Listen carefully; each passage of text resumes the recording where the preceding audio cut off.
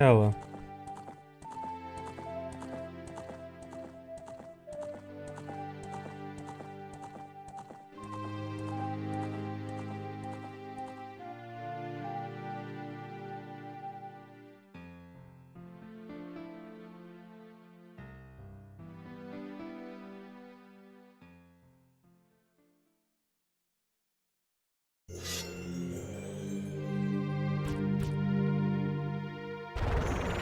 Thank you for 10 months, Dakota.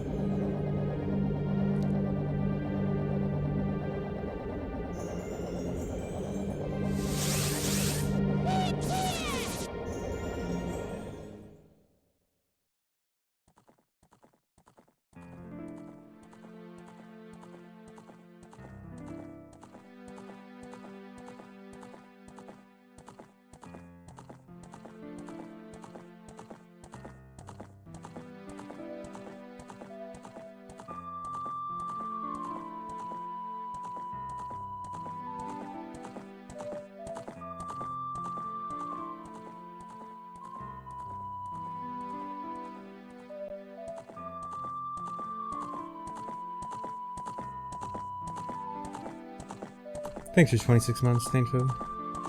Hello, everyone. Or the splits cut off. I can add more splits. That was just the initial number I had. I wasn't sure how much space I'd have.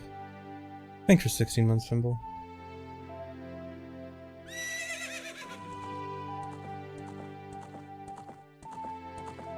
Although I might add more text later. I don't know how much I need to add. Thanks for 21 months, Cybrook. Thanks for 3 months, Jylak. Thanks for 9 months, Mage Tamer. Go tweet this out. Yeah, it only took a few days to finish. I mean, when it's not super optimized, it won't take that long. Thanks for 32 months, Ruronium. Basically movie night, yeah.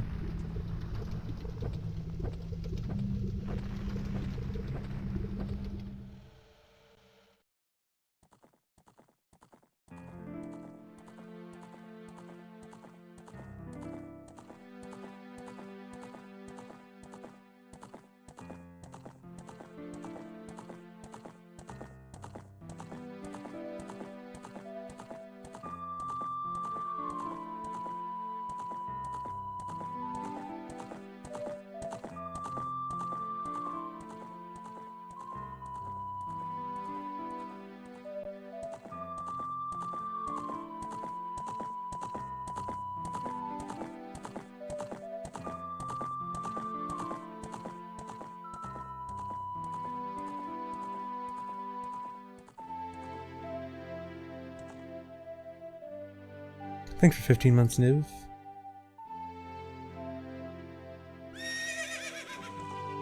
Oh yeah, the input display. I'm not sure what to do about the input display. Thanks for 42 months, Gatizel. Thanks, Caught in the Days, for gifting 5 subs. Thanks for 18 months, Lemon Lake. Because, like, the input display, like, this input display on the side, that's not actually going to be moving during the run, because I'm not going to be touching the controller, except, like, I'll press buttons to like turn collision view on and off and stuff. So it's only the input display like on the actual game that's gonna matter. Thanks Mo the Lion for gifting 5 subs.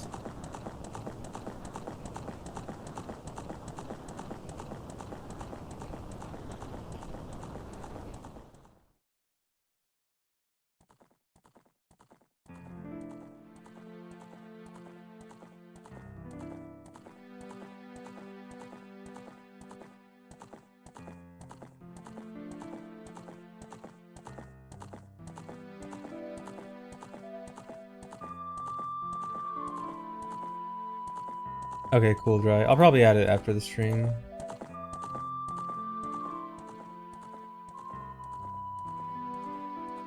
Not a new emote, we're just redoing Stale Ref. Stale Ref's getting an upgrade. Thanks for 16 months, Sensei.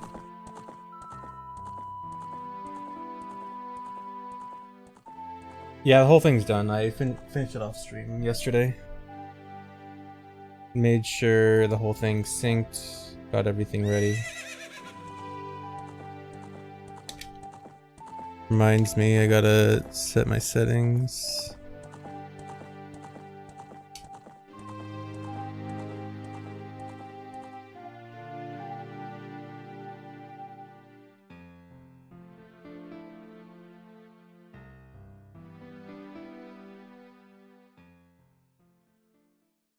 Oh yeah, there's a F boots command now. Well, it's just boots, but yeah.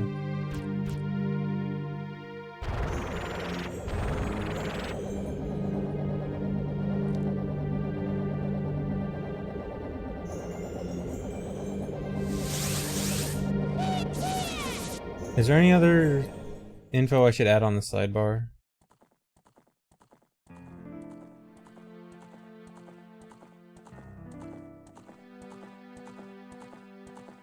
You're welcome, Nyans. Would it be possible to merge the macro into one file? Possibly, but as the macro increases, the higher chance there is for a crash. Right now, the two macro sizes alone are, I think, like 750 kilobytes and 650 kilobytes or something. So combined, they'd be close to 1.5 megabytes, which is a lot for this, because like, if you look at save states, like if I make a save state right now, that's already 216. That's actually, I don't think I've ever actually seen a save state over 200 kilobytes. Usually save states are like 150 or so, but so like 3 save states, that's already, you know, a lot of room taken up. And I don't know the exact limit that GZ has, but 1.5 megabytes is really cutting it close.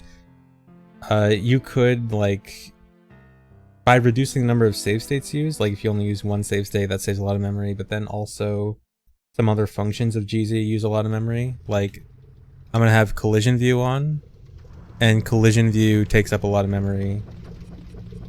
So like, basically, could you merge the two macros into one? Maybe. It might just barely work, but you probably would be limited to a single save state, wouldn't be able to use collision view, and it might randomly crash in certain sections anyway, because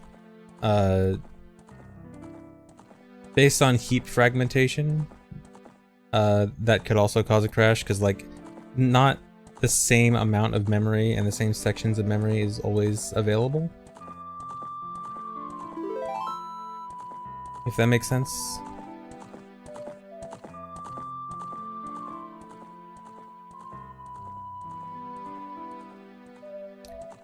Thanks for 10 months, SMW Dreams. So really it's just best to separate into 2 macros. 2 macros is just like completely safe, there's hardly any risk of crashing. I'm not gonna add a low tab to the sidebar, no. Is there a program you can use to merge? I don't think... Glank said he might be working on a program for it, but Glank's... I know that Glank was able to hex edit the macro to like split it, so I assume the same thing can be done to merge them, but you probably need like specific knowledge of how it works. So if you really want to, maybe ask Glank about that.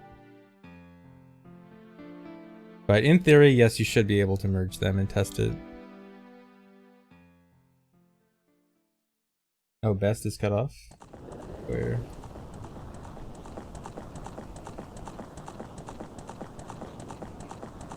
Oh, there. There we go.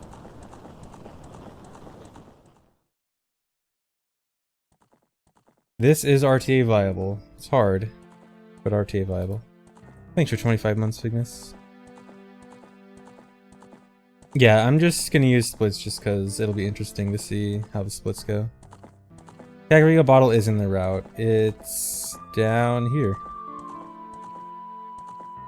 A lot later than before. Thanks for 22 months, Steel Balls Run.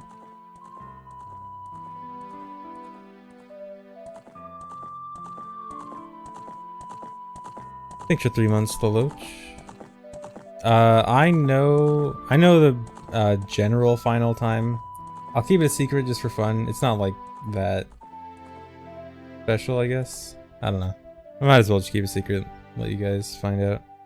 Thanks for 2 months, M. Gary. Thanks for the sub, the cozies.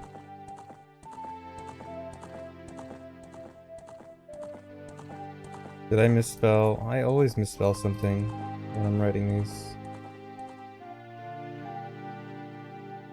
Basquioli. Cool.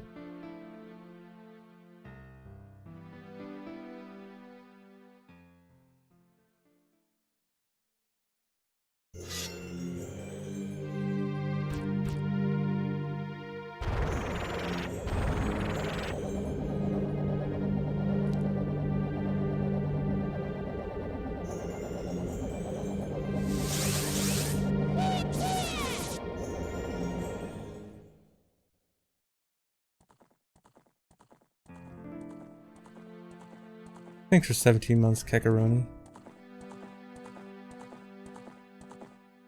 I don't know about that low, Nashberg. Probably... I don't know. That might be a little bit too low. But maybe somewhere around there. Thanks for the sub, Timotep.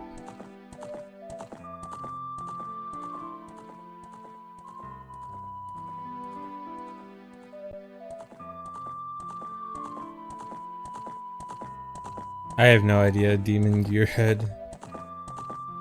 It depends. It basically depends on if we can ever find a way to skip a lot more cutscenes.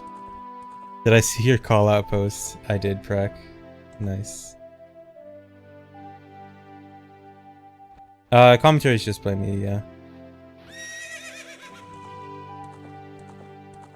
Thanks for the sub, Patchy.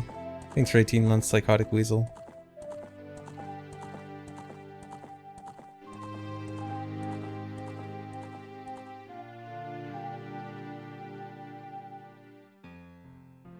Yeah, this will be on YouTube.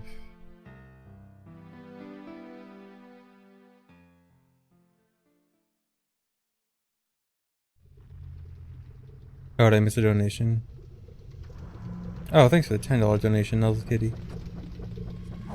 You're sponsoring popcorn tonight. Nice.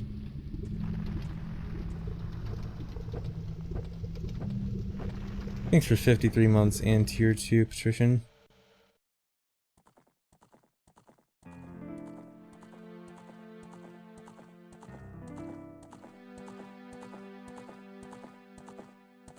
How long until a new use of SRM is found that completely changes the route again? Probably soon.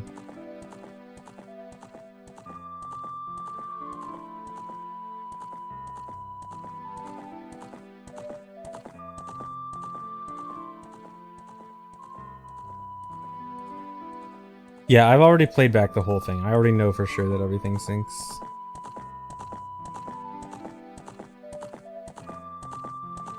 If there is a desync in the run, something has gone horribly wrong.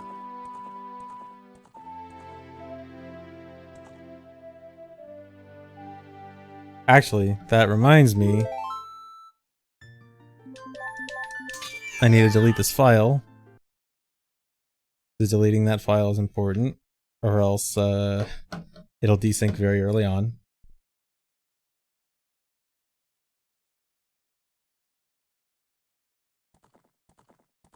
It'll load my settings again. Or actually, I'm probably gonna reset right before the start anyway, so probably didn't need to.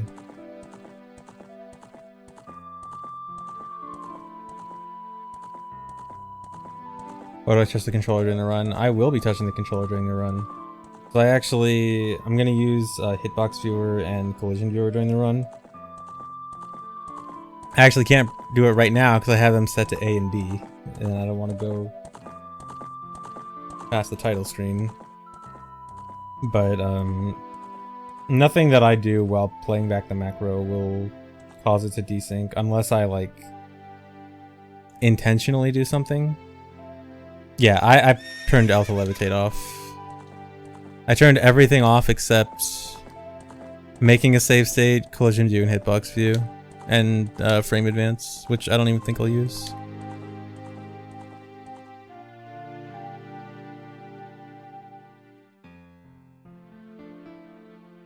Yeah, this route is the one I will be doing RTA soon. After today, I will begin practicing Well, I mean, this was already practice, but I'll do a lot more practice starting after today, and then hopefully do runs like beginning of August or something. Yeah, it's gonna be quite a run.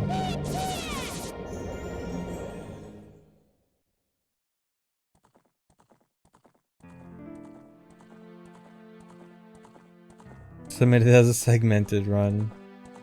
Could do that. Although actually, this run actually has no intentional save and resets. There's actually like not a single intentional, like there's no actually routed in save and reset in this. You'd actually have to add in saves.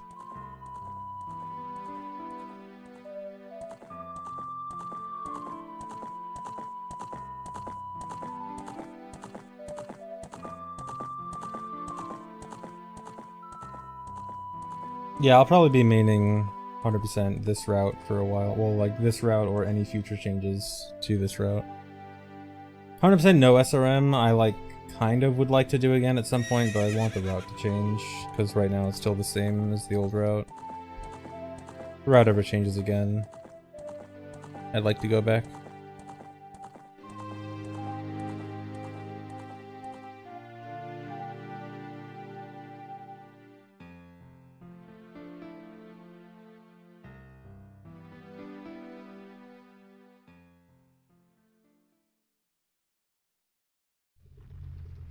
Thanks for 10 months, K-Cherry baby.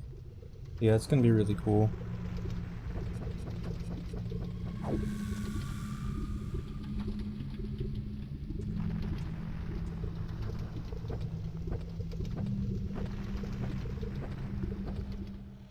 Haven't seen what's going on with Hundo in a few months.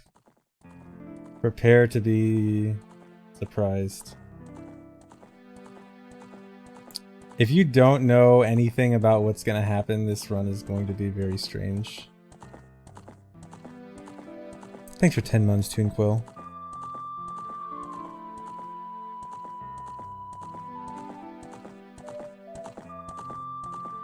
Even if you do know what's gonna happen, it's probably still gonna be weird.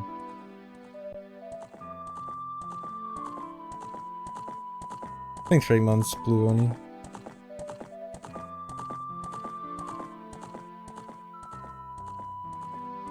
Lonely Days, thanks for gifting 5 subs. Yeah, I'll commentate this. Not only commentating just for like explaining stuff, but also I want this to be like a resource for people that are going to learn it, because the people that are going to learn it are also going to be extremely confused, and I have there's a lot of little details I want to talk about so that people actually that are going to run this will actually know what they're doing. Because there's a lot of weird details about this.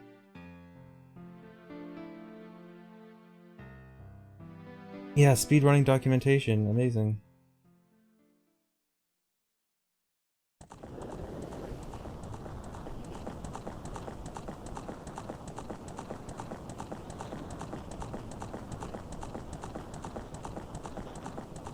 Should we say hi to YouTube? No, I probably won't put chat in the YouTube video. I'll probably just export it straight from Twitch. Unless I drop frames, in which case I will have to upload a local recording. Is this going to be dumb to run? Extremely. Thanks for 5 more gift subs, Lonely Days. Big. This run has roughly 90 angle perfect setups.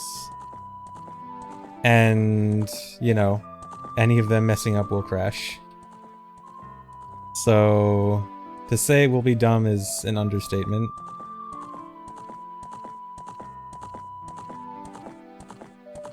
But I mean, to be fair, like a good, I don't know, quarter of them, maybe a third of them are like pretty easy angle setups that you probably shouldn't be failing anyway. Yes, this run has a lot of angle perfect setups that you cannot fail. That you cannot mess up, or you will crash. Well, crash or be sent to some other completely unrelated area that you don't want to go to, and then you'll be really confused and have to figure out a strat on the fly on how you're going to get back to where you were, which probably involves opening up the angle finder mid-run and using it mid-run to actually find the backup angle, which itself would be very time costly. I hope I have to do that in a run. I can't wait for a run where I mess up the angle, go to somewhere unrelated, and I have to open up the angle finder and have it fix my run for me.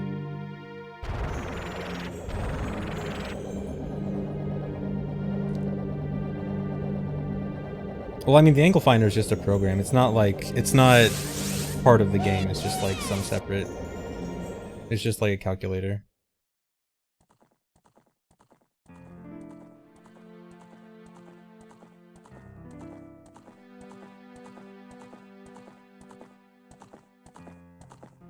Oh no, the hexagons, no, that obviously would not be allowed in a run. Like the actual like having the angle watch up during a run, that is super banned. No. I'll just have it up for this run for reference, because that's like another thing that's good just for anyone that wants to learn it. A good reference for anyone that wants to learn this run, because having that angle watch up will be very helpful for anyone that's actually trying to figure out what the setups are going to be like. Seedborn, thanks for 3 years. Thanks for 31 months, Busy D. Yeah, no, don't worry. We're not allowing angle watches on screen in runs. That's a bit far. Title cutscene free cam. I guess I can do that, yeah. Let's see. Well, I'm right at the end, so I can just do this. During the title screen, when the camera's like zooming in towards Lost Woods, this is what's happening with Link and Epona.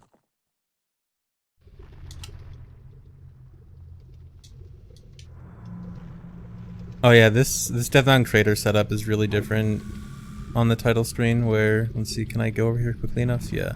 There's like some weird stuff over here. It's got like a different vomit wall. The warp pad's over here. It's got like the hammer blocks.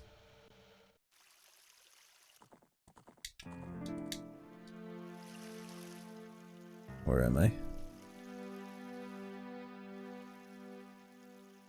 Oh no. What? I can't move. I can't move the cam.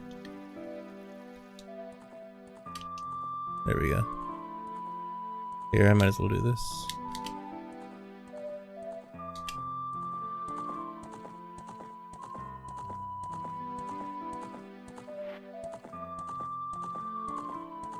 Thanks for gifting us a Gam Sleep.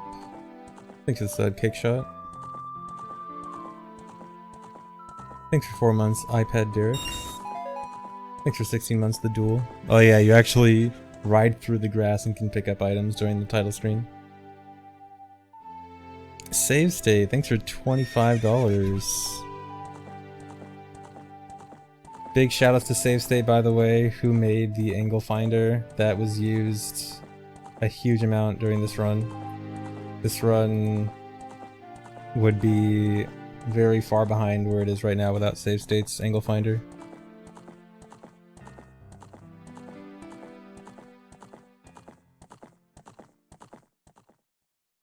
We'd have to make setups manually, which would be horrible. Oh, it's almost time.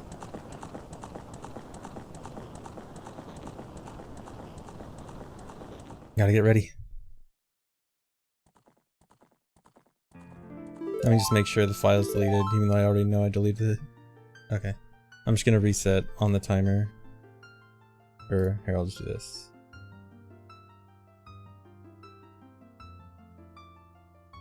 Okay. Here we go. Wait, I gotta set my settings first.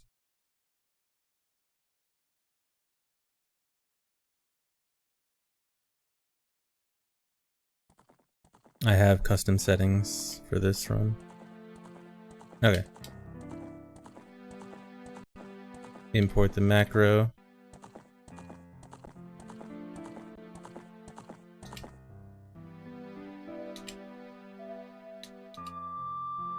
Alright, here we go. Starting now.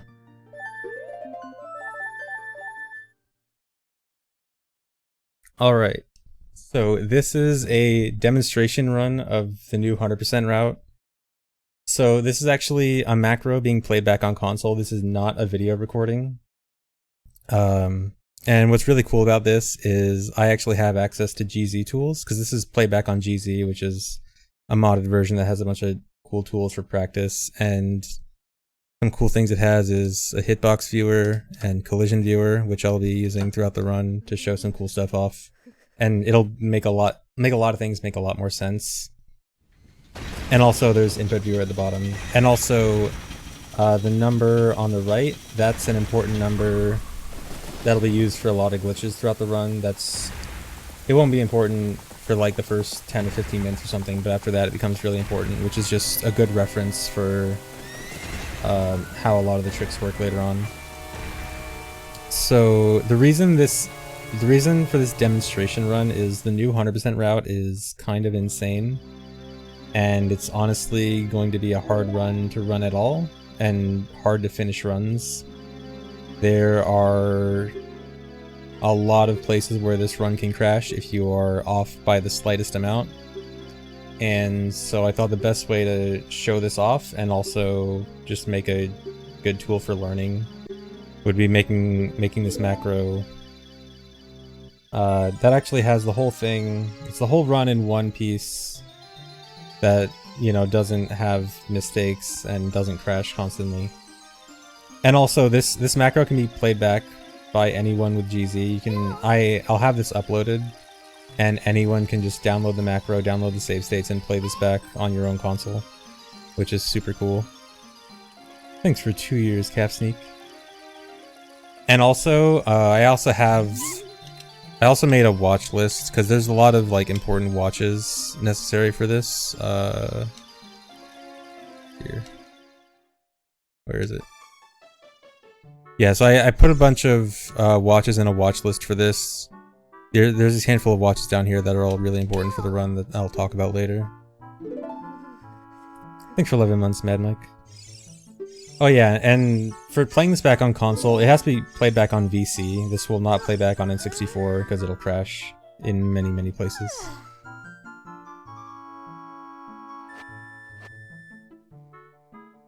But yeah, a lot of the beginning of the run is fairly similar to what you normally see.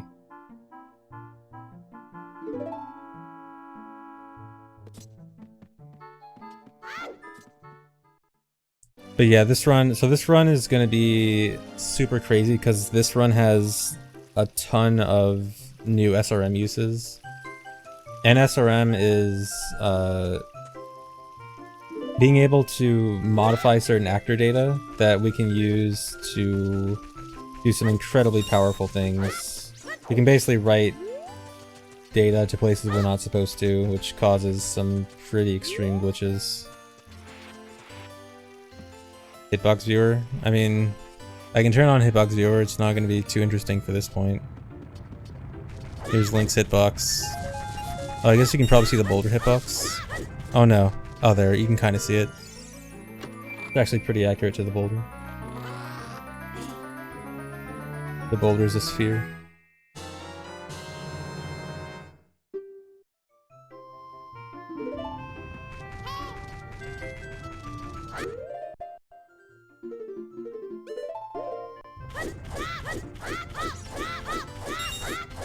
Oh yeah, don't forget to split. I do intend to split this run, I promise, but I probably will forget a lot. Splits are not automated, I have to do them. I am definitely gonna forget a lot. But yeah, beginning of the run is still... Beginning of the run, like first 10-12 minutes is still like fairly similar.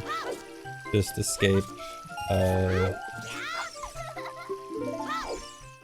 Sword shield escape. Go to Kakariko.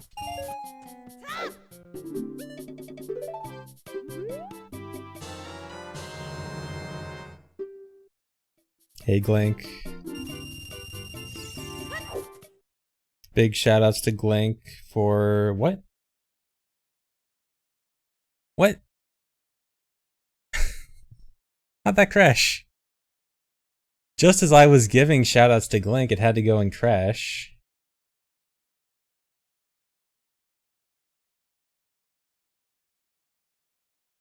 I don't know if I should give those shoutouts anymore. Okay, I have no idea why that crashed. I kind of want to assume that was just a random VC crash, which is perfect timing, I guess. Okay, the good thing is I don't have to start from the beginning because I have save states for the whole thing, which means we're right back where we were. I'm gonna leave the timer frozen for a few more seconds just because I left it going for a little bit. Probably, I'll say it's a 510 escape. Even though it's probably faster than that. Okay. Ignore the crash.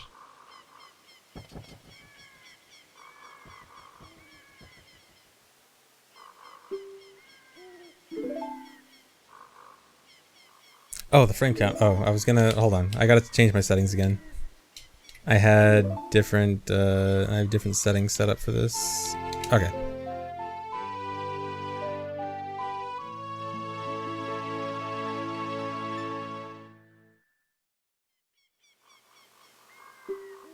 Oh yeah, I'm probably not gonna read subs during this, just because there's gonna be a lot to talk about. But thank you for subs and resubs.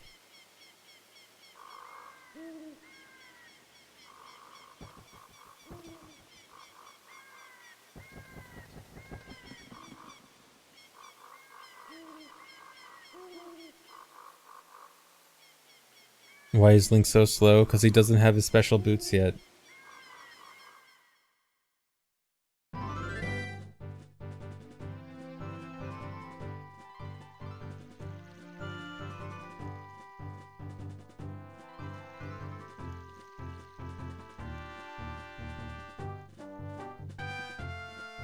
Okay, yeah, there's gonna be a lot to talk about, but not right now, because this is just like same basic stuff in the run. There will be stuff to talk about soon, I promise.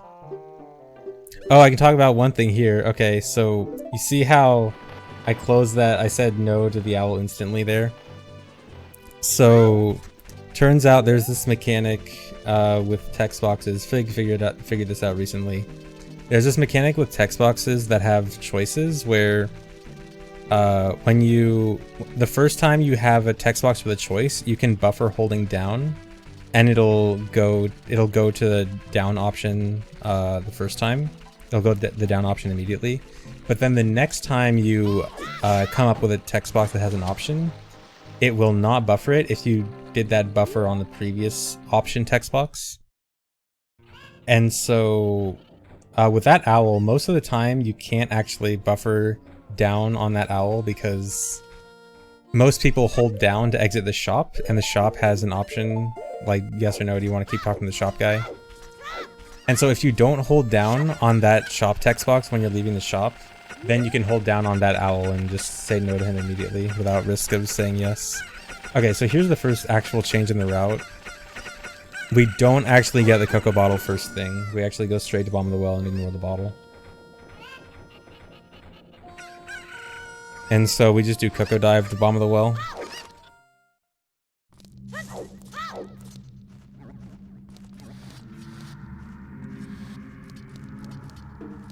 What an SRM lens? Well, it's not lens we care about. The reason we come down to bottom of the well immediately is for bomb shoes, because bomb shoes we need to get as fast as possible.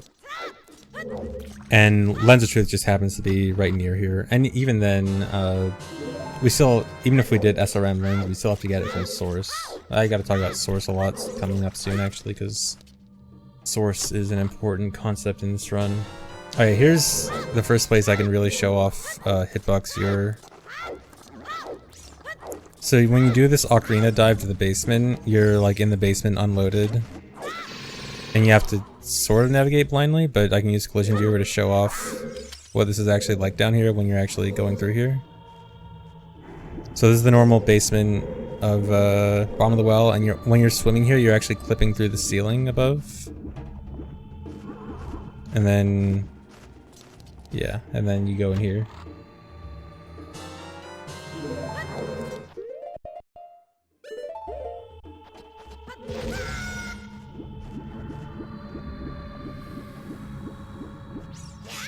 How am I gonna pull off the splice? I'm just gonna pause it like at the end of the first part and then just load up the second part. Gonna have to do a little pause.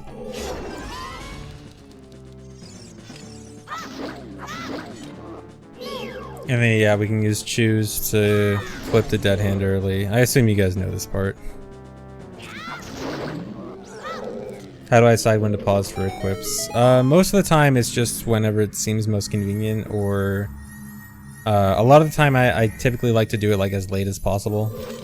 But sometimes there are positions where it's just like more optimal. Like sometimes you can pause in front of an NPC so you can roll past the NPC because you can't talk to them while unpausing. So I actually take damage there because we're gonna death warp out of here. Oh, split. I will forget a few of those.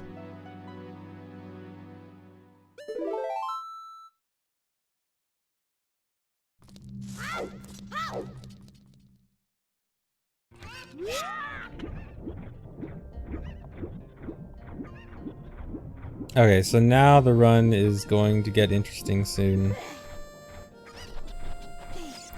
So it's just gonna be Hess out of here and then go to Zora's River as soon as possible.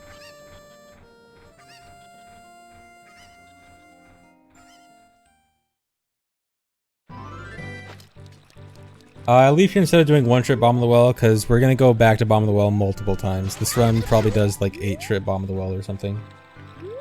Bomb of the Well is a very useful place to go later on. I'll talk about it later. Okay, so there, I actually enter Zora's River from the water intentionally. I'll talk about that later, but that actually was intentional. So here's the first important use of SRM. I'm gonna hold a chew while grabbing the Skulltula token, and the camera's gonna pan during it. And when Link is holding a chew, the game is saying like, okay, Link is holding something at this specific memory address, but then when the chew explodes, it's going to be gone, and then when the camera pans, something else is going to load, and something else can actually load in that same memory address where the chew was before. And when you're holding something like a bomb chew, it writes certain position and angle data to whatever you're holding to like make it look like Link is carrying it around. And so it actually wrote angle data to something that actually loaded when the camera panned, which was that butterfly. You saw I was picking up that butterfly. That butterfly is actually a function in that butterfly changed into a function that gives items.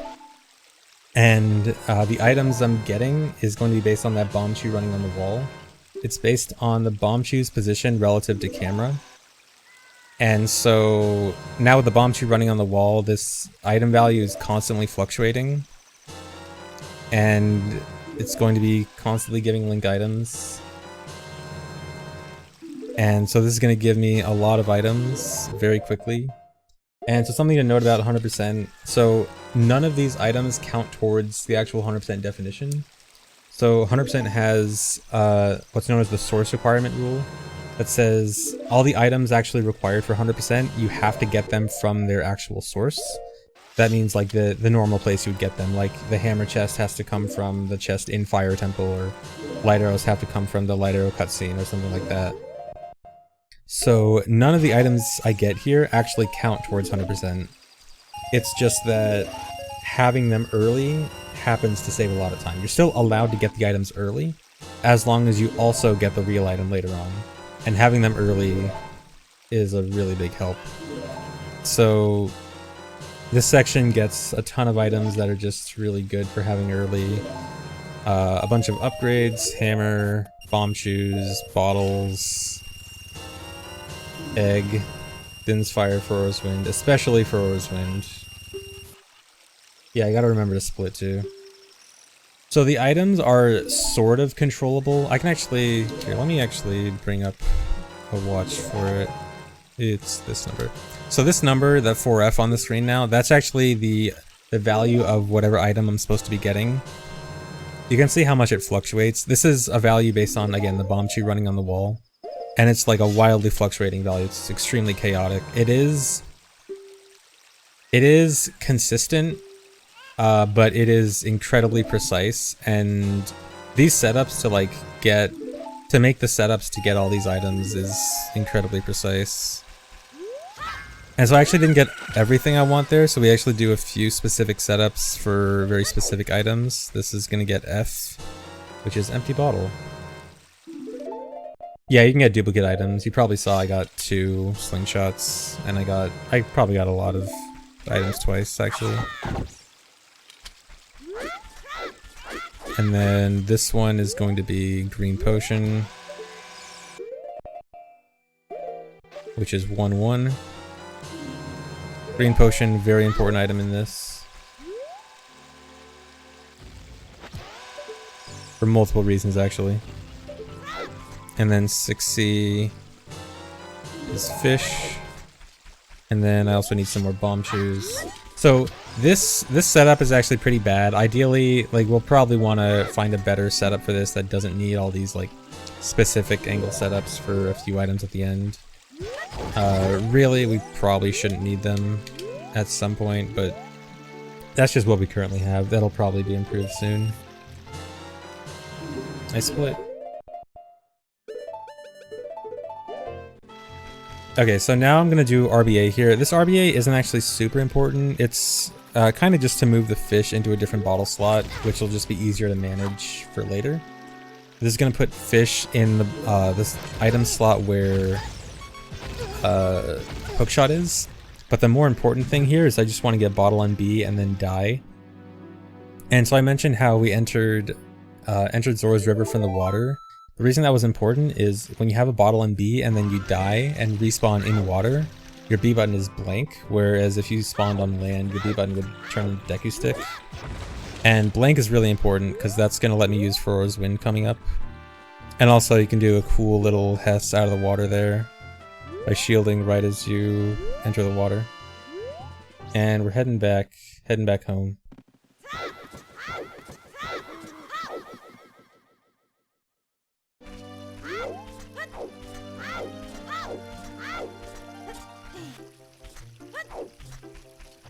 Okay, so here is where the super important stuff happens in the run. So upcoming is the massive SRM section.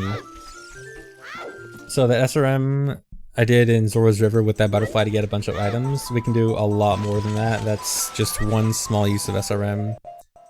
So here in Lost Woods, we can do SRM to do a lot more powerful stuff. So this first one is actually going to be messing with quest status. So quest status is the screen that has all your medallions and songs and stuff like that. So we can actually use SRM to modify that. So what's going on here is that fish has to be put in a very specific spot in memory. You see how I'm just like, I'm doing a bunch of seemingly random things. This is so that things get placed in memory in the right way. That fish had to be placed in memory in the right way. And this piece of grass that I'm going to be picking up in a sec needs to be in the right spot in memory. And I'm going to be super sliding off this piece of grass with the camera turned away so that it's going to be culled so that I can pick up this nothing basically. And when I come back in here, something else is going to be loaded in that same place. And also, if I take this up, so you can actually see my quest status screen changing like as I'm moving around. So you can see that was actually quest status SRM. It was just modifying everything on quest status while I was picking up that invisible grass. Oh, split. And so yeah, we're SRMing this piece of grass that can change a lot of very powerful things. I actually should have done that earlier. It's if I did that like immediately, it'd be kind of cool. But yeah, so this next SRM is going to get magic. So magic, you normally, you know, have to go all the way to the top of Death Mountain, watch a cutscene for it, but this is a little bit faster. And so you see I'm doing precise angle setups here, like that number in the corner. I mentioned earlier like how that was going to be important. All the angle setups I'm doing here have to be angle perfect. Like that one was 9140, it had to be exactly 9140 and nothing else, or else it wouldn't work. And also, there are 65,536 total possible angles, and we need one of them. Some cases can use a few more than one, but like for the most part, you're doing an angle setup for one specific thing. Which I should also give a shout out to Save State, who made an angle finder program, because even though these things are angle perfect, OOT has a lot of very specific movement setups you can do that will always change your angle by an exact amount. And so Save State made a program where you can just put in what types of things that can change your angle are available to you, what angle you want, and it'll just spit out a result that'll tell you the best way to get that angle. Okay, so this SRM coming up, this is probably the most important one in the run. So, I mentioned the blank B earlier. That was so, when you have a blank B and you do down A, which is a glitch where you get hit on and off a ladder and you're like sort of on the ladder. When you do that while you also have blank B, it doesn't update your item usability. And so when I equipped Furrow's Wind there, I equipped it over an item that was usable, which meant that the game didn't set Furrow's Wind to unusable, which let me use Furrow's Wind there. This is important because this next SRM is going to actually glitch that Furrow's Wind that I just set. So normally right now that Furrow's Wind would just be set to, you know, set in Lost Woods from Kokiri Forest. This is going to glitch Lost Woods. It's going to glitch the entrance index for that Furrow's Wind set into some glitched entrance value. And this glitched entrance value is not going to be like any real entrance value. It's actually going to make it so that anytime I use Furrow's Wind, it's going to read off of Link's angle, and Link's angle will be what determines where you actually warp to. Which means that I can warp almost anywhere I want just by changing my angle, and that'll come in handy coming up soon. And so this next SRM is going to be modifying 4 items in my inventory. So first, in the middle of this, I'm going to do RBA again. This is just because I want Bottle and B for an upcoming section. And also, with RBA, doing RBA with Ice Arrow on C right gets me the Water Temple boss key, which is moderately helpful.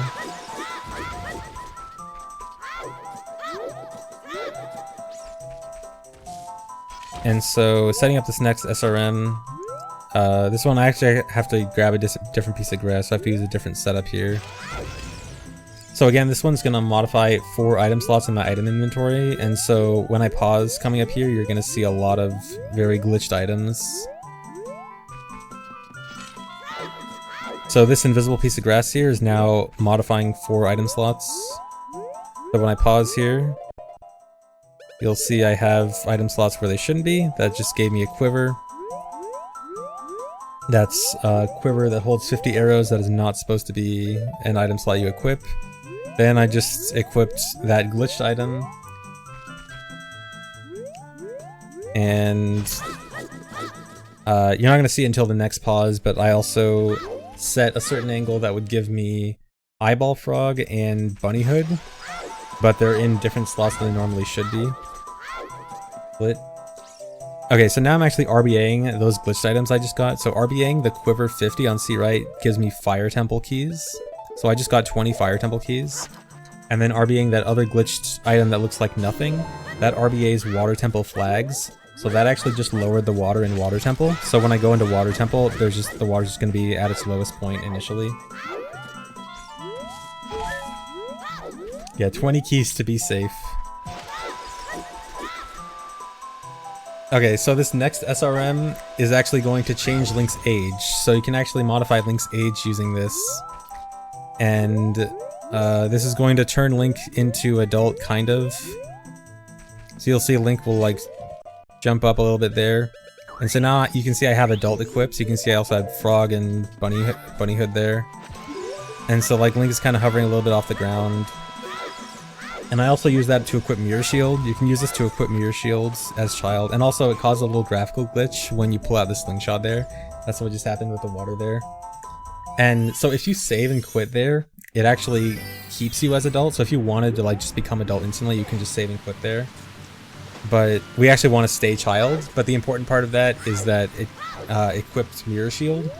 And also a second important part that'll be more important later is that it saved adult equips as my equips that I just had. It just means that normally the game will store certain equips that you have like the last time you were adult or the last time you were child, so that it equips the right stuff when you go back and forward in time and stuff. And so the equips I had did actually get saved as stored adult equips. Okay, so this next part, this is part of the next most important SRM after the Furrow's Wind one. We actually have to go into Zora's River for this one. That weird setup that I was just kind of doing a bunch of random stuff for, that was to load the frogs in Zora's River in a specific part of memory. You know, the frogs that you have to play all the songs for? Those had to be loaded in a very specific place in memory, not because the frogs themselves are important, but for certain numbers to line up in memory. Because when those frogs load and you go into Lost Woods, the memory for where they were is still there. It's just that, like, it's just useless. It's just not gone until it's overwritten by something else. We can actually make use of the fact that it's not overwritten yet, by going in here and doing another SRM.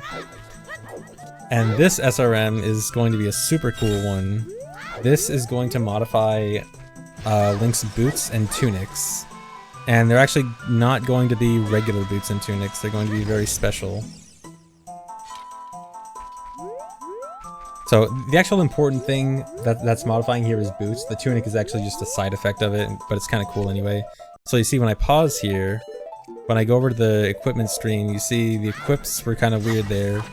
You see now Link is moving kind of weird, and I suddenly got a blue tunic. That is not the Zora tunic, that is actually a glitched tunic value. It's actually a lighter shade of blue than Zora tunic.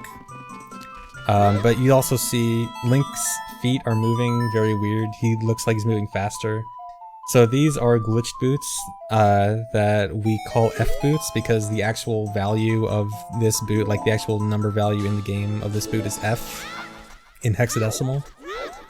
And the really important part of these boots, if you saw right there, is that these boots have no gravity. So you'll see it again coming up after this. I will just be able to fly with these. Split. These splits are really great. So here we go. This is F boots. You just fly. And the only way to get down is jump slashing, so I'm gonna have to jump slash in the air a lot now. And it's not just hovering at the same height. If you do a side hop or a backflip or ground jump or anything, you gain height. So we basically have L to levitate in the game now.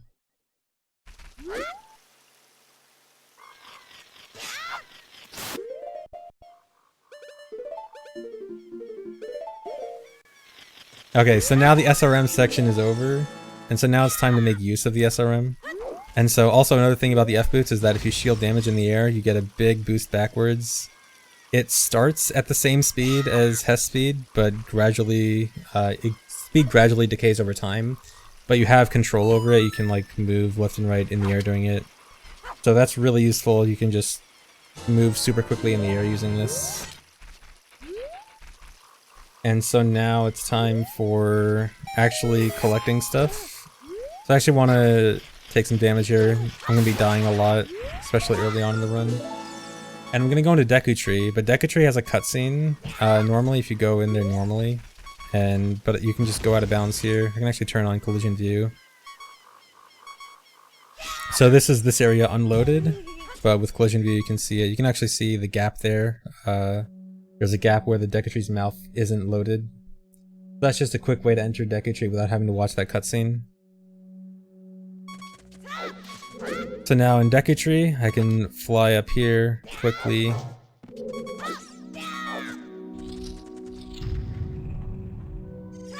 Oh yeah, the text skip there for opening the door is actually really awkward with F boots, because like you can't just do a normal side hop in front of the door.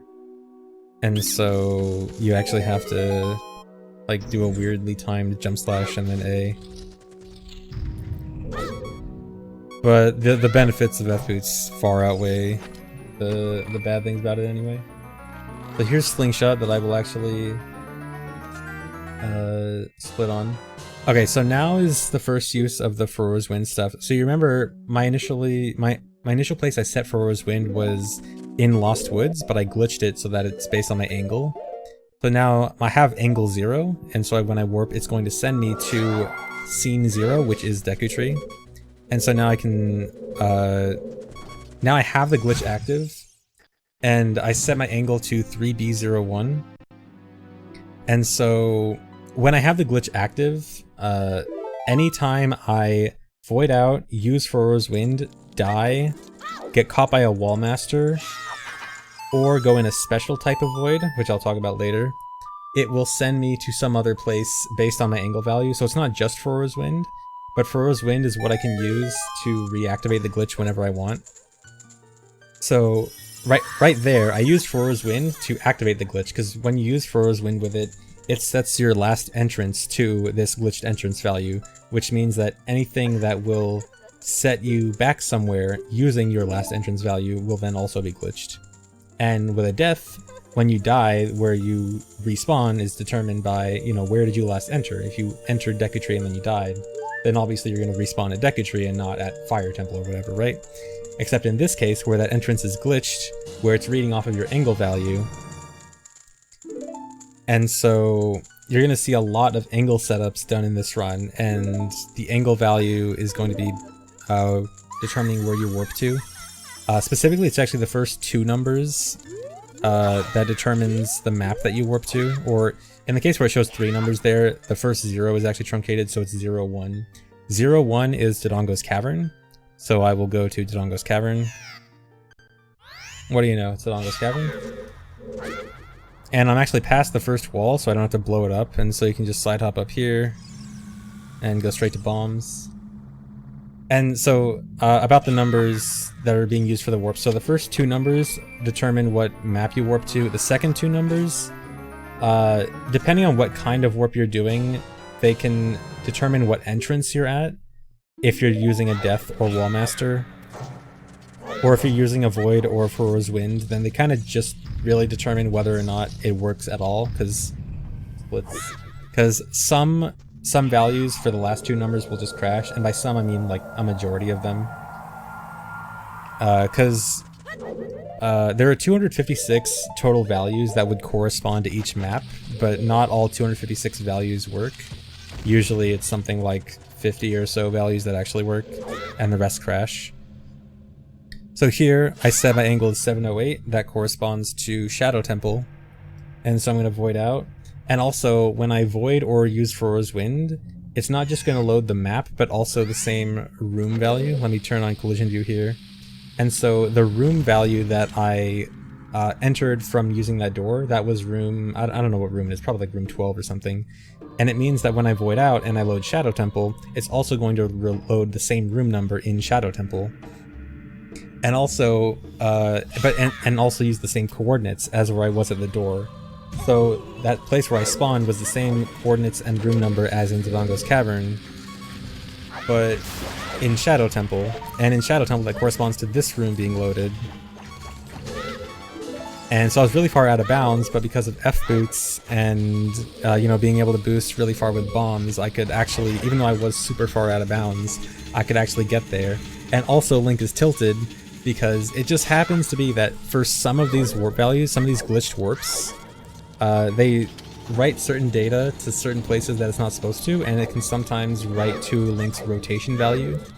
And so right now, Link's Z rotation is skewed, and so Link is just kind of, you know, tilted. And so the tilting is actually fairly rare, but the interesting thing about this run in particular is that the fastest angle to get to Shadow Temple is always that 708 angle that gives you this tilt. So every single time I go to Shadow Temple, with the exception of the boss, with the exception of Bongo, I will always be tilted. And also, I'm going to be making several trips to Shadow Temple, and really several trips to every dungeon. Let me turn on collision view again. So this is Jabu now. And so the room that's loaded right now is the same room as the room I was just in or no, it's the same room as back in Jabu, because I'm using Foro's Wind. And that room number loaded was this room, which is the boomerang room. I was gonna turn on Kitbox, you were there, whatever. And so normally, if you've watched OT speedruns for a long time, you know that getting to the boomerang room usually requires bringing Ruto all the way through the dungeon, but no longer needed. You just skip Ruto completely. And I was gonna say something else, but oh yeah, okay. So the routing for the dungeons. So normally, like in previous routes, you always kind of wanted to do the dungeons all in one go, right? Because you want to enter the dungeon, and obviously you don't want to be constantly backtracking from one dungeon to another dungeon and back and stuff.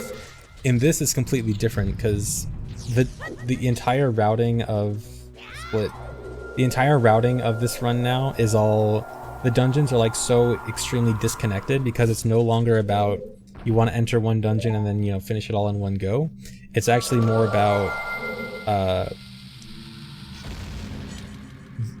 checking what room number you're in and seeing what room number that corresponds to in other dungeons that could be useful that you could get to easily. And so, like, for example, that room in Dodongo's Cavern loaded this room in Shadow Temple, so let's go in that room in Dodongo's Cavern, warp away, loads this room in Shadow Temple. We can get to this room much quicker than we could if we just entered Shadow Temple normally and stuff. And so here in Shadow Temple, so again I have this tilt thing, and this tilt is actually useful here. You can actually use it to clip through this gate as child. And with F-boots I can just hop up here, grab this Skulltula real quick. And one of the slowest parts of Shadow Temple was always the boat, because you had to play Zelda's Lullaby and watch this cutscene and sit on the boat for a long time, but instead you can just fly across the river with F-boots and Bombchu boosting. No, this is the macro, not a video. Yes, there is a chance this will crash. In fact, it already crashed earlier, but I'm pretty sure it was just a random VC crash, which is really interesting. Anyway. So yeah, you can just use F-boots to cross the entire thing and skip the boat completely. Yes, that was a Stalfos, because I actually crossed the point where the Stalfos would normally spawn on the boat, and so it spawned the Stalfos and then he just dropped to his death instantly. Poor guy. So here's another warp coming up, so another angle setup. This one is going to be to Zelda. 4A is Zelda's courtyard. So, there's actually going to be a cutscene coming up, so I can kind of take a break. Well, actually, I kind of want to take a break, but I also need to... I think I need to explain something I didn't explain in detail before yet. So you see, I'm using a few different things to do warps. Like, sometimes I die, sometimes I void out, and sometimes I use Foro's Wind. And so there's sort of two different categories. So certain things will split. Oh yeah, the pause screen. Yeah, pause screen is kind of glitched up, which causes some graphical glitches sometimes. Okay, so there's like two categories for ways you can warp. So there's coordinates and room. I like kind of glossed over this earlier, but I should go into more detail about it. So there's coordinates and room number, which Foro's Wind and regular voiding out will use. So if you void out or use Foro's Wind, then it will take your stored respawn coordinates and stored room number, whatever room you were loaded in or whatever room Foro's Wind was set in, and use those coordinates to determine where you spawn. The other category is depths and wall masters, and also special voids, which I'll get into later. But depths and wall masters will always set you at a specific entrance point, so they won't care about where your coordinates were or what room number is going to be loaded. It's a specific entrance point. Like there, when I died and went to Zelda, that specifically loaded me at the entrance to Zelda's courtyard.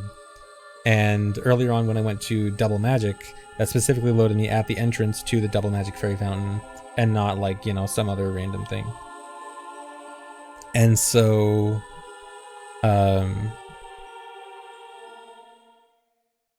so those two different types of warps are going to be really useful in the run, because sometimes you want to have a specific room loaded, and that lets you, like, you know, skip in between rooms, skip having to actually manually enter that room by going through other rooms.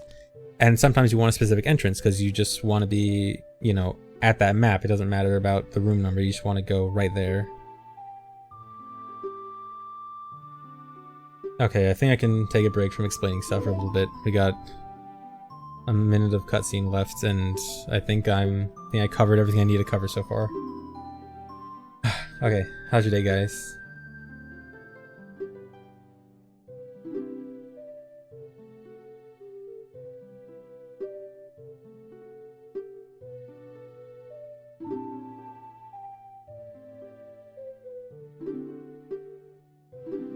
I am hydrating. This took me like a little less than a week to make. I think like hour-wise, I think it took me like 20 hours or so.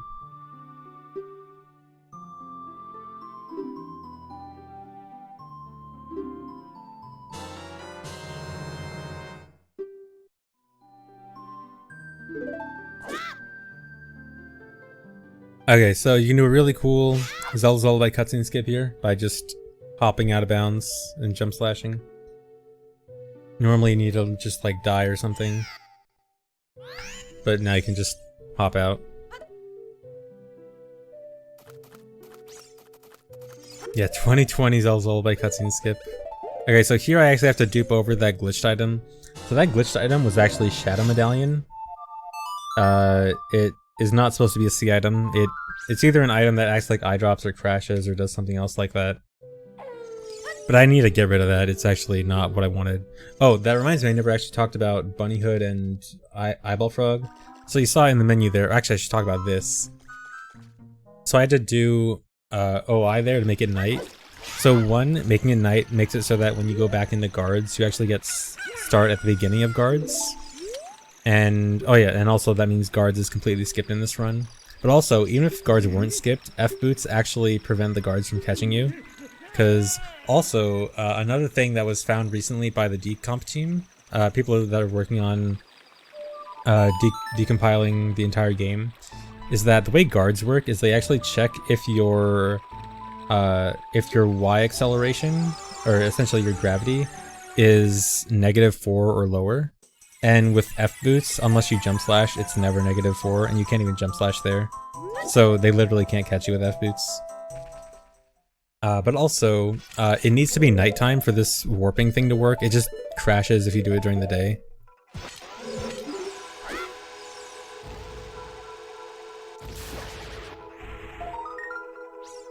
And so here in Forest Temple, flying helps a lot. So you can do a cool little jump there. Yeah, big shoutouts to Fig, who's been doing a lot of decomp stuff. They also can't see you above or below 60 units, so you can hover right over them. Nice.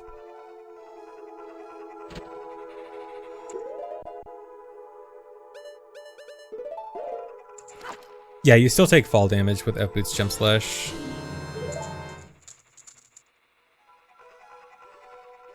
Yeah, when you do a jump slash actually forces gravity on Link, and so a jump slash essentially just acts entirely normal. And so yeah, there's a cutscene skip there. You just catch the bugs as the cutscene's starting and lets you get down here early. We were thinking of potentially just warping to this room, but didn't really work out that well. So we ended up just going here normally. Forest Temple is actually one of the more normal dungeons. It's... And you know, when I say normal, I mean... just compared to what's done in other dungeons. Obviously this is not quite normal, but yeah. The F-boots are actually really cool for this section. Check that out, that quick recoil back to the door. Yes, very normal. Quick put away is not used in the run. I would love to find a use of quick put away, but unfortunately no.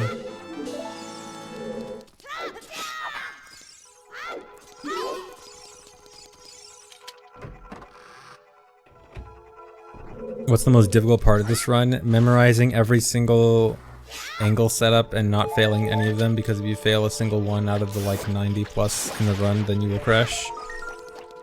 I'd say that's the hardest part. Speaking of them, another one coming up right now.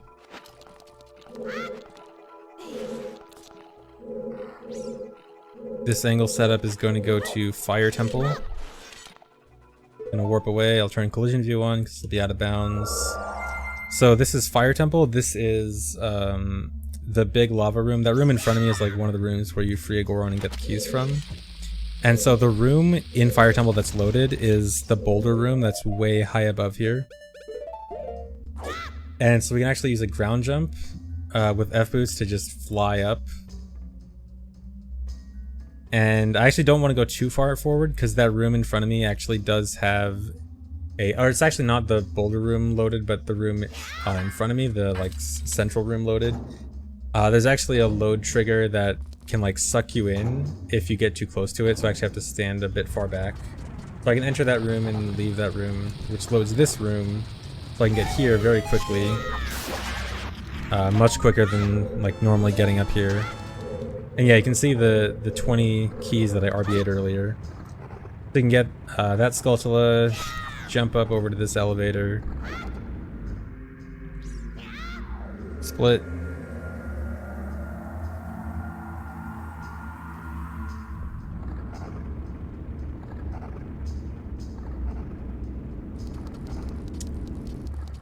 Yeah, so if you crash, you can save and continue. So you actually have plenty of opportunities to save in this run. Like saving is actually a very good backup for like potential crashes.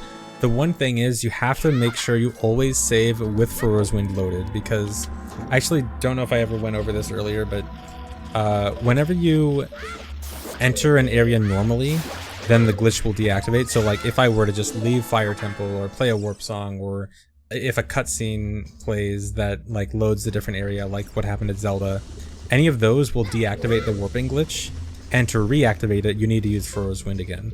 So if you want to save and reset, and you want to have a save as a backup, you always need to save with Farore's Wind set.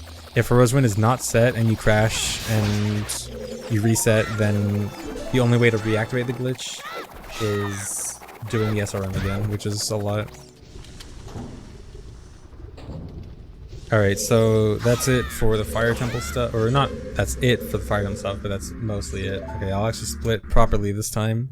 We're gonna warp back to Jabu, where I set Farore's Wind earlier, corresponds to this room in Jabu. I'll set collision view. Well, I guess that was kind of late for collision view. So this loads this room in Jabu. This is the room right before the boss. That damage is kind of intentional. It's kind of slow, but I also do need to take damage soon. And so I can get all the... Because I don't have to meet Rudo, because I got Boomerang without Rudo, I can get all the gold Skulltulas really quickly. Oh, so this is actually a very scary room with F-boots.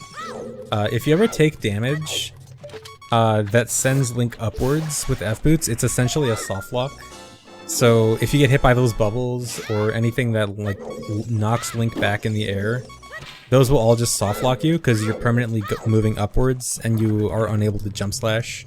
So you're just stuck permanently moving upwards forever. Unless you manually re-equip Kukuri boots, but then, you know, you lose your boots, and that's really important for this run.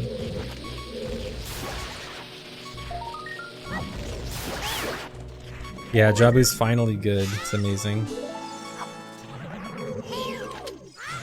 So I can get these skulls quickly. And I'm gonna go over to this wall for an angle setup. So one cool thing about angle setups in walls is that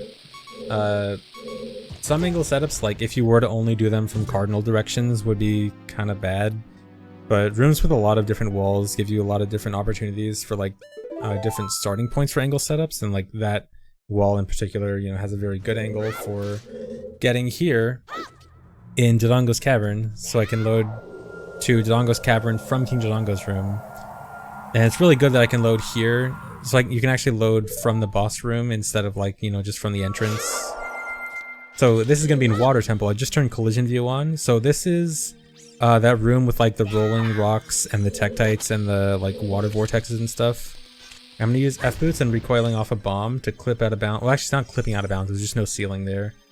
But I'm going across a large amount of Water Temple. That right there is Dark Link's room in front of me, and I load into the Longshot room. So yeah, that room in Dodongo's Cavern where I set Farore's Wind, that room number corresponds to the room number for Longshot room being loaded. And so there's the long shot very quickly. And I can jump down here. The Song of Time block there is not loaded because I'm child. And it's one of the Song of Time blocks that... The Song of Time blocks that are actually programmed correctly, they exist in opposite timelines, so that, like, if it's loaded as adult, then it won't be there as child, and if you play Song of Time there as adult, then it'll actually go back to the child timeline. It actually only exists for some Song of Time blocks, because some of them are permanent flags, and some of them are temporary flags, and the ones that are temporary flags obviously can't, you know, properly act like that. But the permanent ones, like that, do actually get sent back to the proper timeline. That's why the Song of Time block wasn't there. And then also in that vortex room, obviously there was that cool F-boots floating to, like, grab the Skulltula while floating. And then you can use one of the vortexes to void back to Dodongo's Cavern quickly. And I can float across here. Go in this room.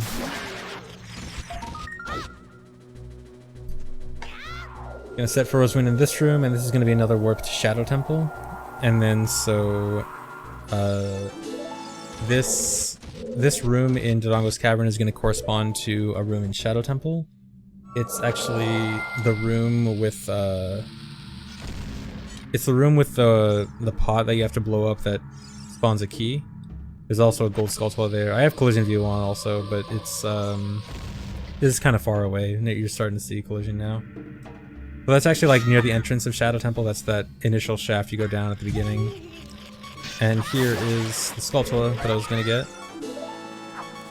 Oh, I should also show Link's hitbox with the tilted thing, because Link's hitbox, I actually have hitbox viewer on right now. So you see, Link's hitbox is actually like a pancake when you're tilted like this. So it doesn't change Link's hitbox horizontally, but his hitbox is like compressed down to that proper size of him being tilted.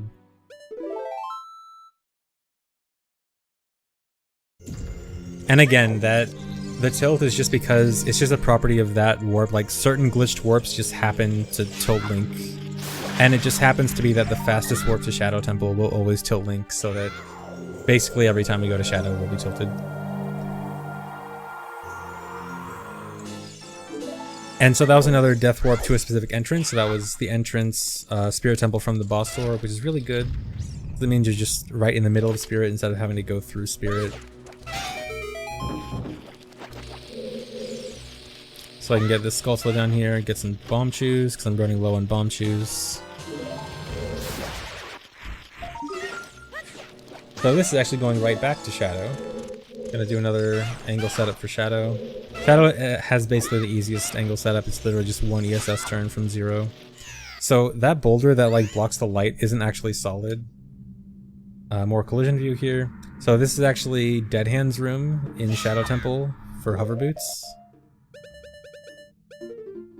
Oh, you know what? This fight is actually good with hitbox viewer on. Let me turn hitbox viewer for this. So we actually drink green potion intentionally. So I equip swap the green potion there, so that it doesn't actually get rid of the green potion and just lets me drink it for free. And this Dead Hand fight is actually a lot harder when tilted because your hitbox is so much lower. So the best thing to do is actually a charged spin that hits him as he's going underground. And you can also see like how low Link's hitbox is, and just see Dead Hand's hitboxes in general.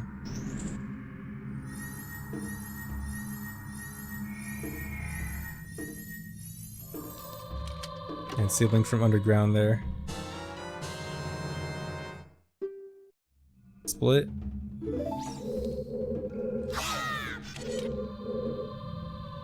Okay, so this time I'm gonna go back to Bomb of the Well.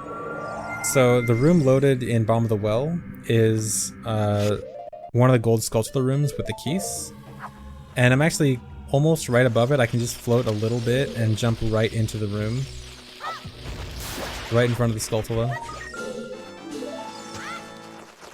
And even though I jumped into the room, I still need the key to get out of the room, which is kind of silly. So now I can set for Rosewind here. And for this next part, there's one part of the ceiling in Bomb of the Well that isn't solid. There's like this little that little gap between that gate there and the main area is like a little rectangle gap in the ceiling that just isn't solid, and so you can just side hop through there to get directly into the cage. Gets me Hylian Shield quickly and that gold Skulltula. Then I do a quick angle setup here. This is gonna go back to Dodongo's Cavern.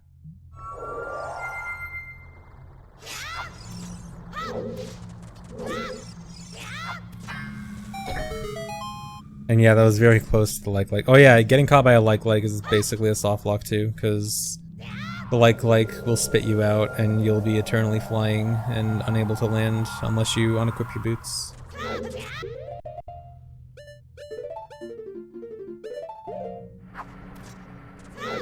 So I gotta get some DC Skulltulas.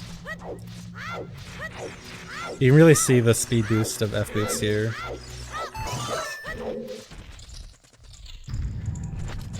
I actually need some hearts coming up, so I actually do want to get hearts from these guys.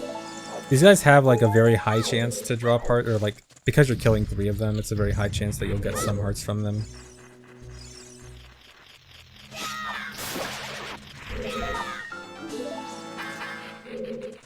And then here I can cross a lot of Dodongo's Cavern just with a quick boost here. It's kind of slow to set up because I have to be moving backwards so that the tree doesn't hit me. But I can use it to boost across the entire room. And go over here. And I want to enter this room specifically on one side of the door for setting my coordinates to the right place for where I want to warp to next.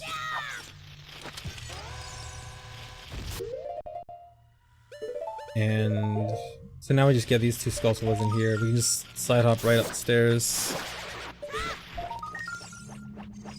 Yeah, F-Boots as child are faster than Adult Link. Adult Link's max speed backwalking is 9, and F-Boots max backwalking speed is 10.08, so it actually is just a little bit faster. So doing another angle setup here, this is going to go to Spirit. This is actually a cool clip here. I'll turn on Collision View for this. There's actually a small gap near the stairs. You can only really get through it with a Mega Side Hop.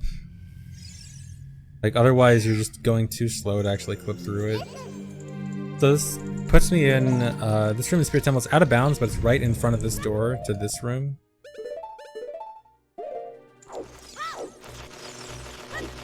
And in this room, I need a key for later, so I can use Din's Fire here. Boomerang the skull. Get this key. And here's the first use of a Wall Master. So I mentioned earlier how Wall Masters are similar to deaths, where they set you at a specific entrance. So there are some times where dying is kind of inconvenient, and a Wall Master is not inconvenient, and so you actually want to set a specific angle and then get grabbed by a Wall Master, and this will take you to a specific entrance. In this case, the upper child side of Spirit Temple, which is very close to this gold Skulltula over here, which is why I need a key. I can just float over it and kill it. I actually need health here because I'm gonna... You're voiding out so much in this that you need a lot of health, which actually... It's kind of bad that you're at such low health early on, because you need a lot of health here. So this, you can do a really easy clip there, and then just... I actually want angle 0, so I'm going to Decatry. I literally just hold right, and you void out with angle 0. This part is really cool. So this is the back room gold Skulltula in Decatry loaded, and that jump slash just barely lands in this room and kills the Skulltula. You don't actually need it to be that precise, because you can actually just land in the other unloaded room next to this and then just enter the door normally, and that's way safer. But that jump slash just barely works and kills the Skulltula at the same time, and it's super cool. And then I get another angle set up there and die to the gold Skulltula. Yeah, split. I'm just gonna skip that split. Or not gold Skulltula, regular Skulltula. And that sets me at Ganon's Castle. So, Ganon's Castle and Hyrule Castle are actually considered different maps. So you cannot actually use this to like go to general adult maps. Like, you can't use this to go to, say, adult version of Zora's River or adult version of Lake Hylia or something. But because Ganon's Castle is a completely separate map from Hyrule Castle, you can actually go to Ganon's Castle as child. And then after getting that gold Skulltula, I can void out with an angle to Zora's Fountain. Quickly go to Zora's Fountain, grab these 2 skulls.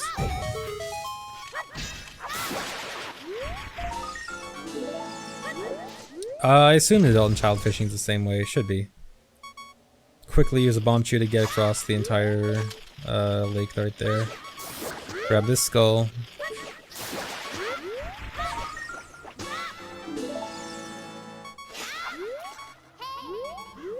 Use this while doing angle setup. This angle setup is going to go to Goron City, specifically Goron City from Death Mountain Crater, so next to Darunia.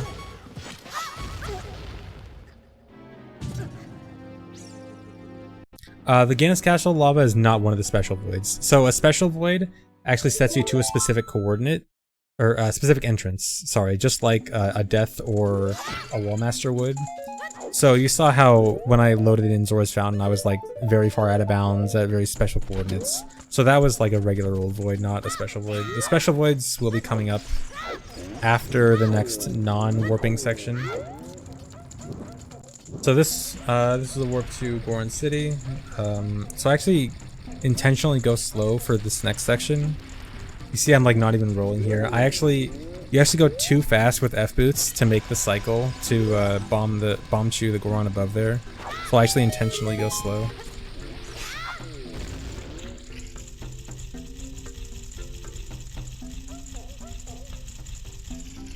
No, the Shadow Temple Crushers are not or actually that might be a special void, I'm not actually sure. So the special voids at least used in this run are certain voids in Spirit Temple and in Dampé's Grave, getting crushed in Dampé's Grave, and also Haunted Wasteland, but I don't actually use the Haunted Wasteland one in this. And also there's one at Death Mountain Trail too. So there's really only a few specific special voids. So yeah, this is like kind of standard, well, standard but with F-boots. Oh yeah, Bomb Bag. Or no, I guess like that's Goron City, not just Bomb Bag. Yeah, Goron City has is dead. So this next angle is going to Lakeside Lab. This is actually a super easy angle setup. It's just a few ESS turns. So I just do a few ESS turns and then die on the rock. Okay, and here, finally use that frog. So I forgot to mention this earlier, but way earlier in the run when I first did that item slot SRM that was glitching all my item slots. Why do I even have separate splits for these? Maybe that should be like enter Goron City or something. So when I did the glitched item slot stuff, it put a frog in the Nehru's Love slot and also Bunny Hood in the first bottle slot. And so those are both really important because if the frog is in the normal adult trade item slot, it means that if you ever die, it'll get turned into prescription, because normally like during the trade quest, if you fail to deliver it on time, then it turns into the last non-timer item, which is prescription. But when the frog is not in that adult trade item slot, when it's in some other different slot, then it's not affected by death. And so that's why we wanted the frog in the Nehru's Love slot, so that we can die freely. The Bunny Hood is similar. If the Bunny Hood was in the regular child trade item slot, then when I met Zelda, when I got Zelda's letter, that would have actually overwritten the Bunny Hood. But since the Bunny Hood is in the bottle slot, Bunny Hood just stays there and I don't have to worry about anything overwriting it. And yeah, the heart piece at the top of the lab is super free with F-boots. You also saw I used the slingshot there to like stop my sideways momentum, so if you ever want to just move straight upwards, you just pull out slingshot. Okay, and also the reason for this timer in the first place. This isn't actually for getting Big Goron Sword or anything. You can't get Big Goron Sword as child. But it's actually going to be used for a cutscene skip / wrong warp. For anyone that was watching Hundo a few years ago, before the switch to VC, the last N64 Hundo route actually did a wrong warp using a frozen timer to go from the Zelda escape cutscene to the Nocturne of Shadow cutscene, and it's back. We actually use it in this run. Yeah, it's like the odd mushroom route, except with frog instead of mushroom. Yeah, frozen timer, wrong warp for 6.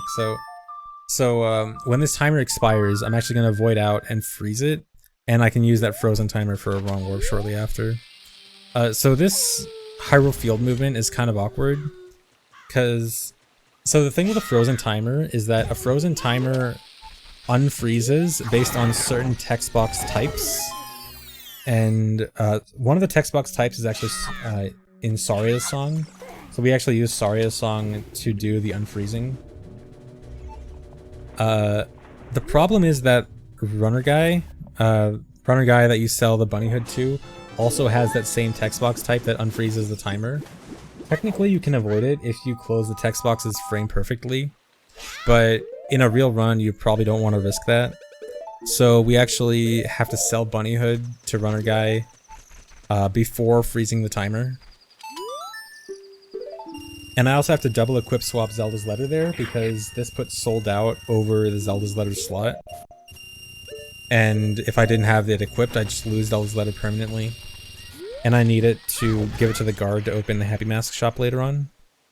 And so now, from after selling it to runner guy, now we go to Gerudo Valley. So ideally we go to Gerudo Valley first and then runner guy and then the wrong warp, but just because of that text box issue with his text box unfreezing the timer, it's just safer to do it this way.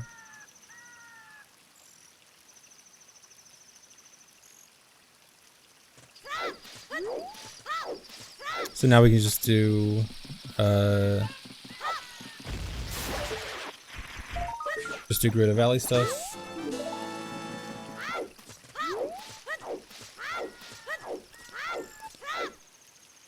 Don't even need the cuckoo. Just fly over here yourself.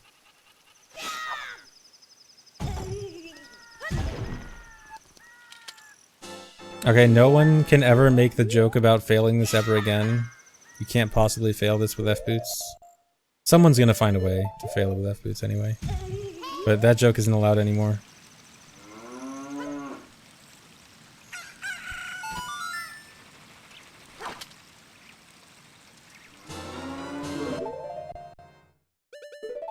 And so I also need to start breaking sticks. I need to break 6, I'm gonna need 0 later for RBA. So I use that time while waiting for the skull to let it break some. And then also I'm gonna have to wait for the timer to run out. So I'll use that time to break some too.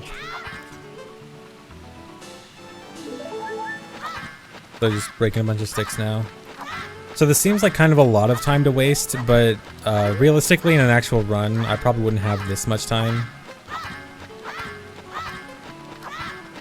Like in a run, this would actually probably be very close. But obviously since this is like with save states and I'm not making mistakes, then I'm gonna have plenty of time to spare. So here I'm gonna wait so I can freeze the timer at the right time. So this is actually a part where F-boots are worse than Kokiri boots, because there's actually a much easier out of bounds with Kokiri boots than with F-boots. With F-boots I actually have to hop over an invisible wall here, so I'll actually use collision view to show how big this invisible wall is. Like, I already passed the waterfall a long time ago, but just there. So yeah, with F-boots you actually have to hop over the entire thing, whereas with Kokiri boots you can actually just do a side hop to clip out of bounds there. So now I voided out at the same time the timer was expiring, and that freezes the timer at 0 seconds. The timing for that's actually not hard at all. It's you got a good like 1.5 seconds leniency. Split. Okay, so now I'm gonna head over to the cutscene trigger for the Zelda escaping cutscene, and I can use this frozen timer to wrong warp there. But first, I actually need to do RBA. So this is actually the more important reason for the green potion. Is I'm gonna RBA green potion here, and RBA green potion puts a bottle over your adult trade item slot. In this case, it's gonna put a bottle over the eye drops, where the eye drops were. So normally when you expire, when a timer expires, it checks your adult trade item slot to determine where you warp to. If it's, you know, eye drops, then you go back to King Zora where you got prescription. If it's odd potion, then you go back to where you got, or odd mushroom, then you go back to Lost Woods where you got the odd mushroom. If you have a bottle or like something not normal in that item slot, it'll actually set you to your last entrance point. So it'll set me, in this case, from Hyrule Field to, or Gerudo Valley to Hyrule Field. So then there, I entered the cutscene trigger while playing Saria's song. I mentioned Saria's song has one of those text boxes that unfreezes the timer. So I play Saria's song, close out of the text box quick enough so that the timer warp happens and the cutscene starts. And so the cutscene tries to start, and the cutscene value of the cutscene trying to start combined with the game trying to set me to my last entrance point of Hyrule Field from Gerudo Valley happens to wrong warp you to the Nocturne of Shadow cutscene.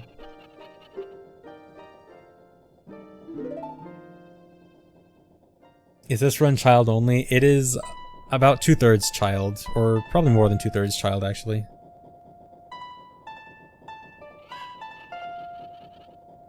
Yeah, this is like a standard run. This isn't like a new wrong warp. This is like basic 2013 wrong warping here. This isn't new.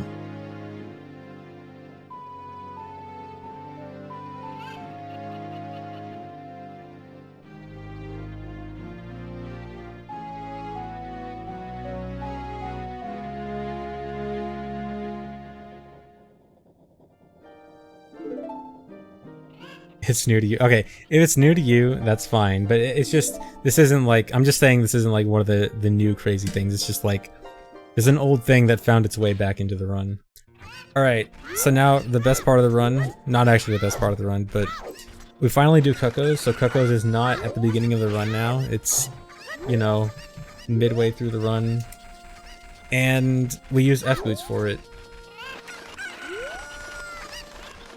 So Cuckoos are slightly different now.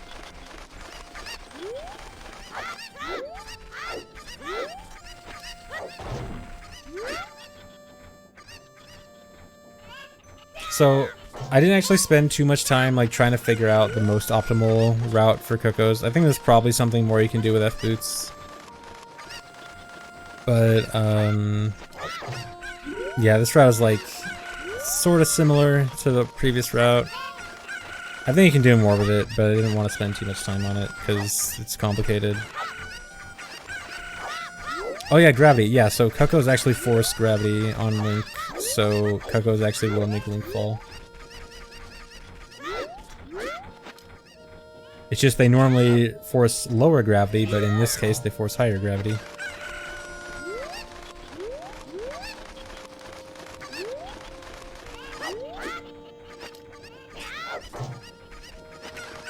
This part is actually really awkward. It's like really hard to get the Cuckoos to run in the way I want them to.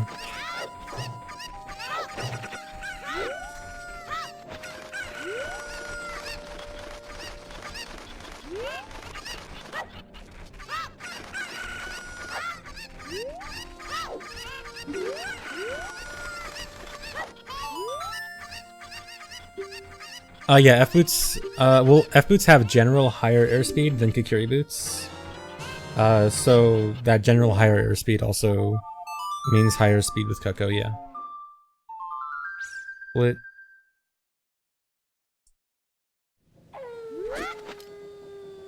So now I'm making it nighttime to get the Kakariko skulls. These are actually pretty cool, these go by pretty quickly. So I gotta keep breaking more sticks because I want to RBA soon. So I'm just gonna be abusing sticks here.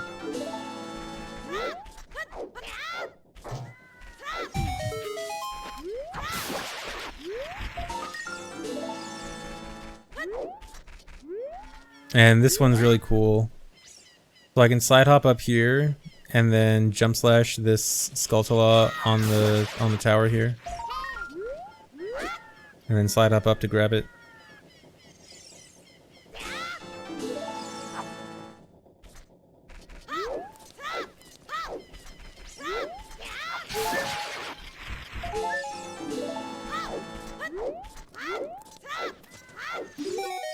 So now I gotta give this guy the letter that I had equip swapped. So again, this is just because this is needed to open the Happy Mask shop.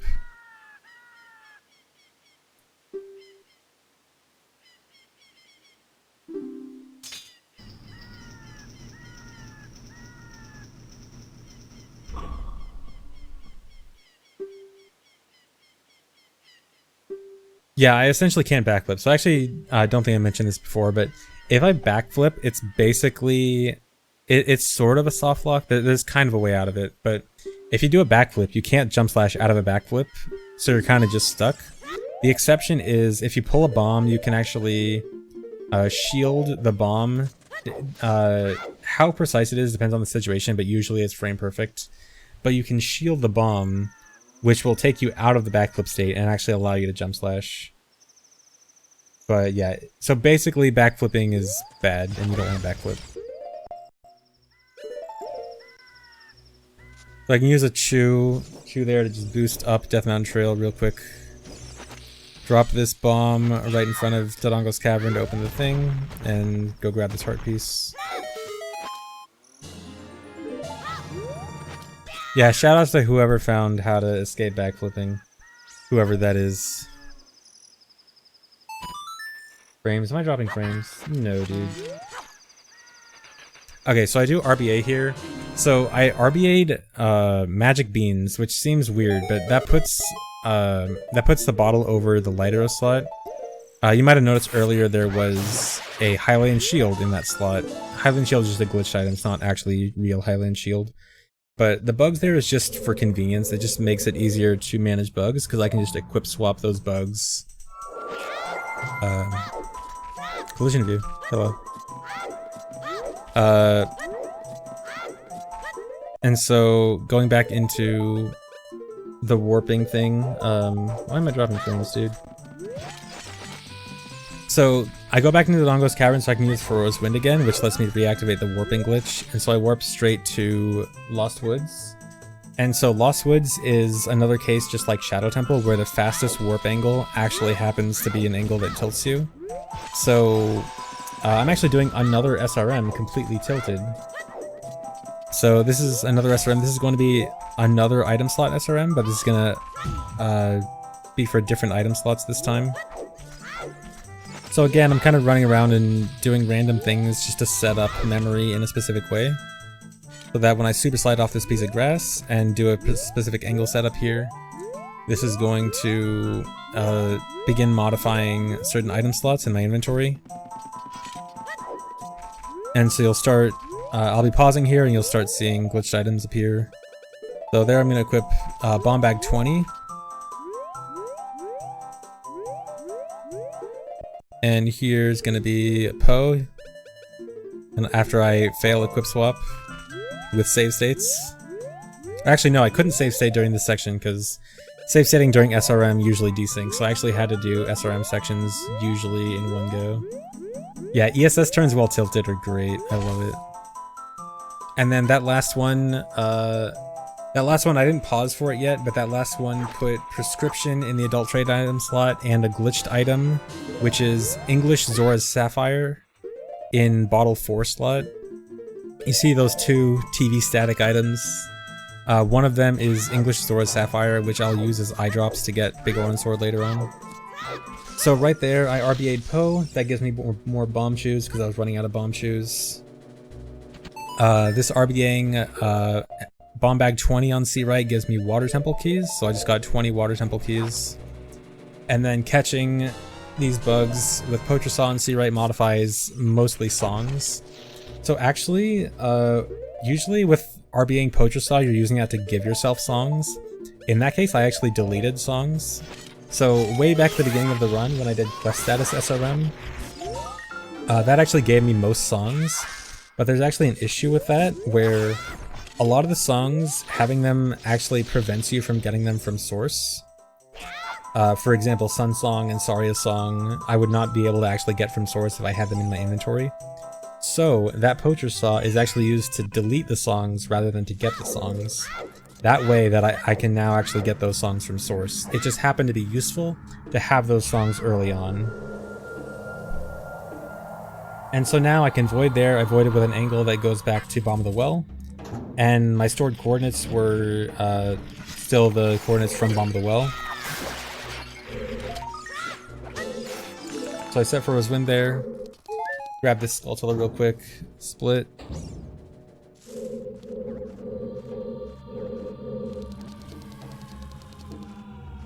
And so here's another Wallmaster warp. So Wallmaster again means that I'll be put at a specific entrance rather than a specific coordinate and room number. This is actually going to put me right at Sunsong Grave, right in front of Learning Sunsong. Don't even need to enter, don't need to do the stairs, don't need to go through the Redead area. Just right in front of it.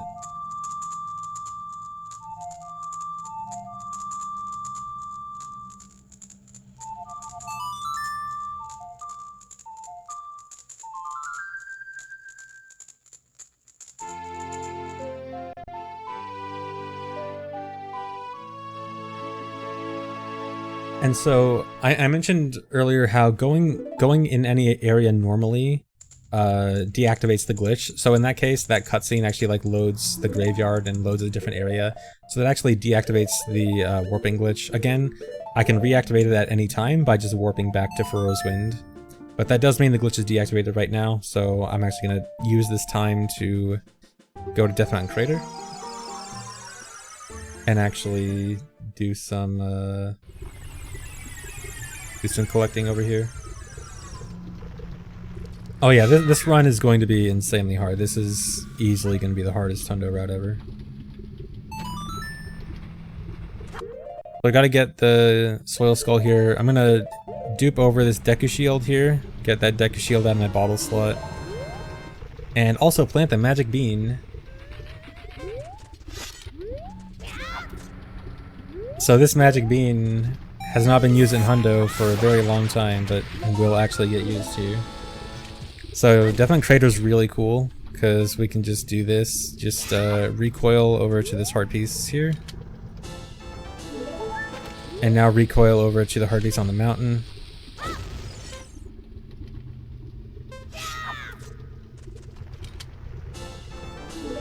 And then recoil over to the top.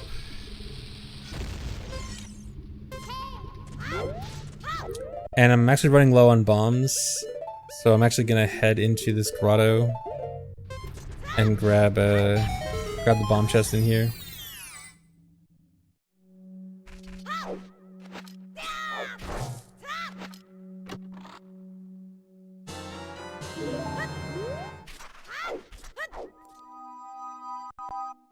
Yeah, Old Faithful Bomb Grotto. Haven't been in there in a while.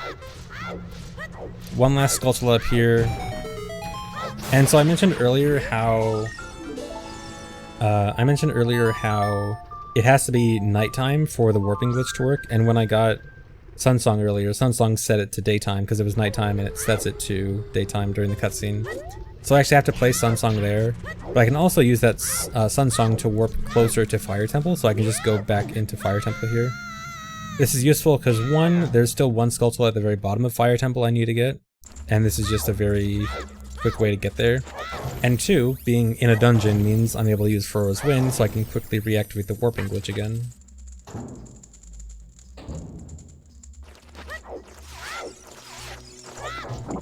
So this room actually really sucks without a sword, so doing this is kind of dumb. Also, these guys always drop magic, which is really good because, not sure if you guys noticed, but this run uses quite a lot of magic. This might be like the most magic heavy, or it's gotta be for sure the most magic heavy run ever. Yeah, the Seed ISG, that's really dumb.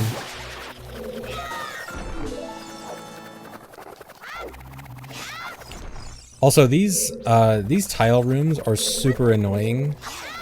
Like, because in both of the tile rooms in Fire Temple, I have to do warp setups, and having to do warp setups while they're attacking me is super annoying. So I'm warping back with Furrow's Wind. This puts me in this room in Spirit Temple. This is actually the compass room, and what's really interesting about this room is there's actually a void above this room. So I do a forward side hop there, and that hits the void above it. So this is actually one of the special voids I was talking about earlier, where Spirit Temple actually has specific voids that don't set you back to your like stored entrance point or room number or anything. It actually sets you back to the entrance in Spirit Temple. But in this case, with this warping glitch, we can actually use it to set you to a specific entrance in general, just like dying or wall mastering. So I can actually use it to spawn right in front of Shadow Trial in Ganon's castle and very quickly get gold gauntlets. And then immediately after getting gold gauntlets, I can just void into Forest Temple. So this is Forest Temple right now. This is one of the outdoor courtyard rooms. And I'm going to set a ground jump. So the room that's loaded is actually one of the Poe rooms next to the bow room. So I have to do a ground jump and jump all the way over the enormous walls in Forest Temple. For some reason, these walls are just like gigantic. So this is the bow room, and this is the room that's actually loaded. So I can actually walk in here and walk out. And so here I have to jump down and start this fight. So the way the fight for the bow works is that you actually have to beat the Stalfos on the lower part of the room, and then after you beat those, you have to re-enter the room starting from a certain Y coordinate for the second fight to start. And for this part, it's actually kind of weird because to reload the room, I actually have to set Furor's Wind, but I can't just like do a normal Furor's Wind set, so I actually have to use Furor's Wind and use a specific angle to warp to Forest Temple so that I can essentially use Forest Temple like normal. Wait, am I still dropping frames? What? Hello?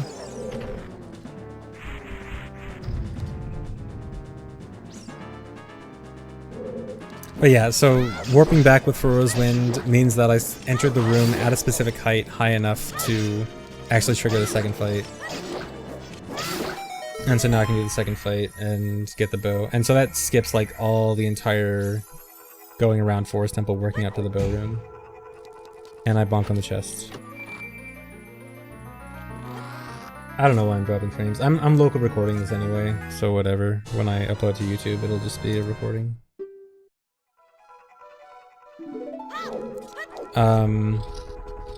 Okay, so after the bow room, I'm gonna do another void here. There's a very easy out of bounds I can do just by jump slashing against that wall. Do some spins and jump slash. Gonna set collision view on. And so this void is gonna take me to Spirit Temple. This is going to be, this actually loads the room with the rolling rocks and the silver rupees. So I have collision view on so you can like see where in Spirit Temple this is. And so I could just fall directly into the room, but I actually want to fall into the room next to it and enter the door. This is just so that Furor's Wind actually gets set here. You could actually just enter the room normally and then like go through the door and then back in. But then you have to hit a switch, so it's just like slightly faster to do it like that. So this room's pretty cool. There's a Skulltula behind the Song of Time block, and you can clip through it by going in here, and this is actually another collision view area, so I'm actually out of bounds again. I'm actually in the room next to it, but like on some out of bounds collision. And I throw the boomerang so that it comes back through the Song of Time block. Then do another angle setup here to avoid.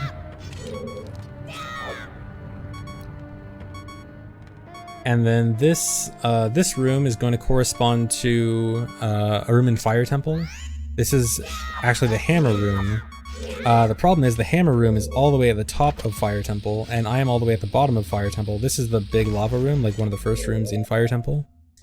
So I set a ground jump, and I jump all the way up Fire Temple, past all of this stuff.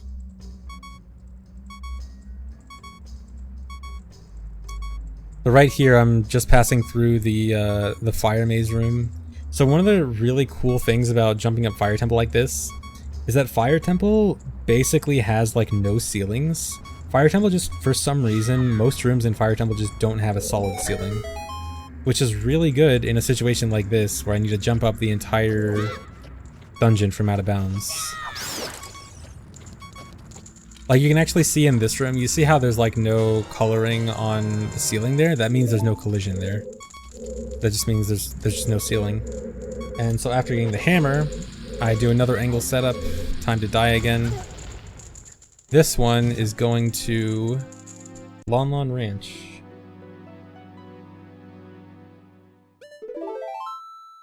Yeah, the keys, if the keys hits you during that side hop jump slash, then you're just screwed. That'd be so bad if that happened to run. So Lala, actually, I can use collision view to show like how big the gate is here. Like, look at how high that invisible wall stretches. It's ridiculous. But yeah, F-boots make this a lot faster. This is also another place where if you randomly get sniped out of the air by a Gwei, that'd be hilarious and awful.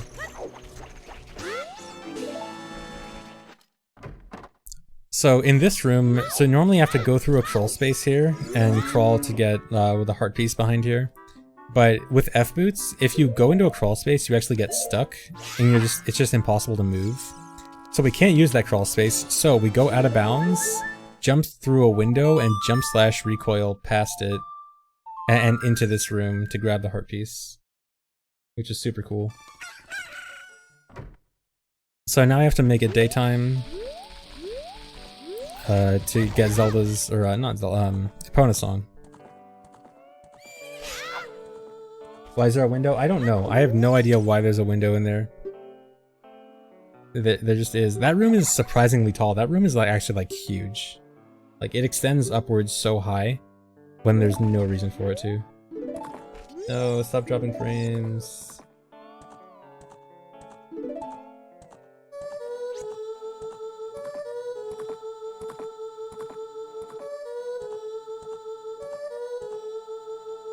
Blame Twitch. Actually, it's probably my internet, but I don't know why. But blaming Twitch is easier.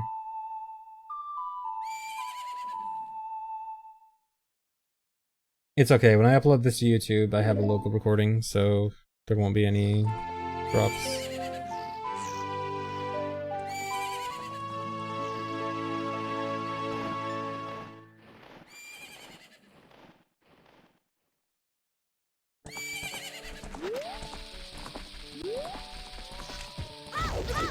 So I can do another quick mega slide hop here. Oh, also, one thing I never mentioned, Hessing is actually not possible with F-boots. I think it's ESS in general, just like doesn't do anything to your speed with F-boots. I'm not sure exactly how it works, but yeah, there is no Hessing with it. Well, except with Neighbor's Love.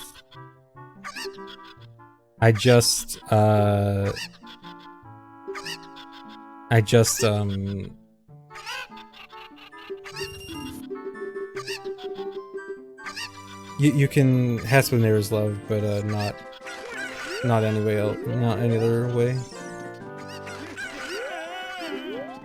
Well, no, it doesn't make Neighbor's Love useful. It's not actually. Oh, split. Neighbor's Love still isn't actually useful, but just if for some reason you really wanted to Hess with F-boots, then you could do that.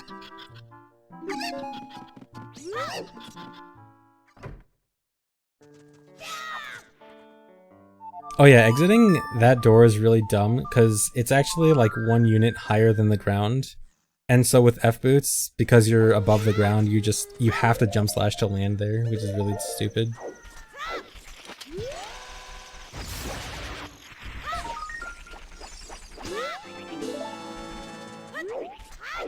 Yeah, Hessing is basically dead for the entire time you have F-boots on.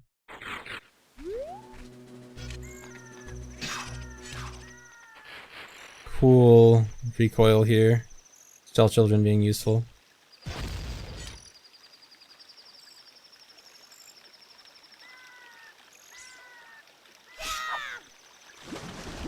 And so back at that cutscene skip I did earlier, the wrong warp to Nocturne, that does put the Ocarina in the moat, so I can just go over here and grab it.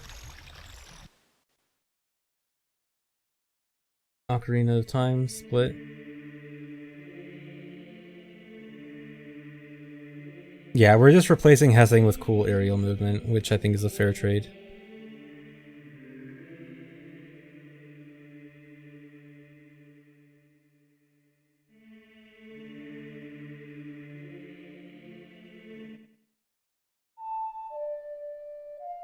Yeah, this run is pretty cool, isn't it?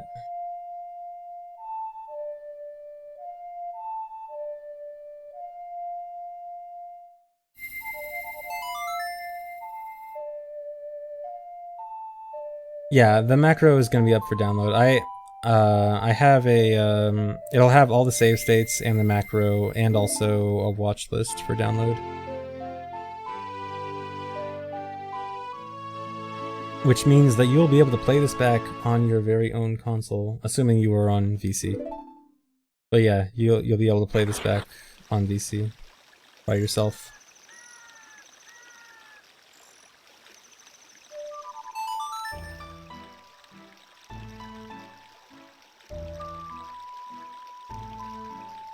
So I'm gonna play Minuet here. I actually still need to get Saria's Song, so even though I used Saria's Song earlier, that was because of the quest status SRM, so I got Saria's Song from that.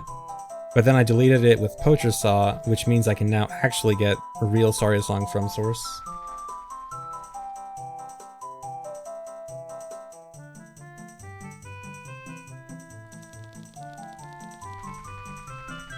Oh yeah, this cutscene is great. Thanks for walking, this cutscene is so good.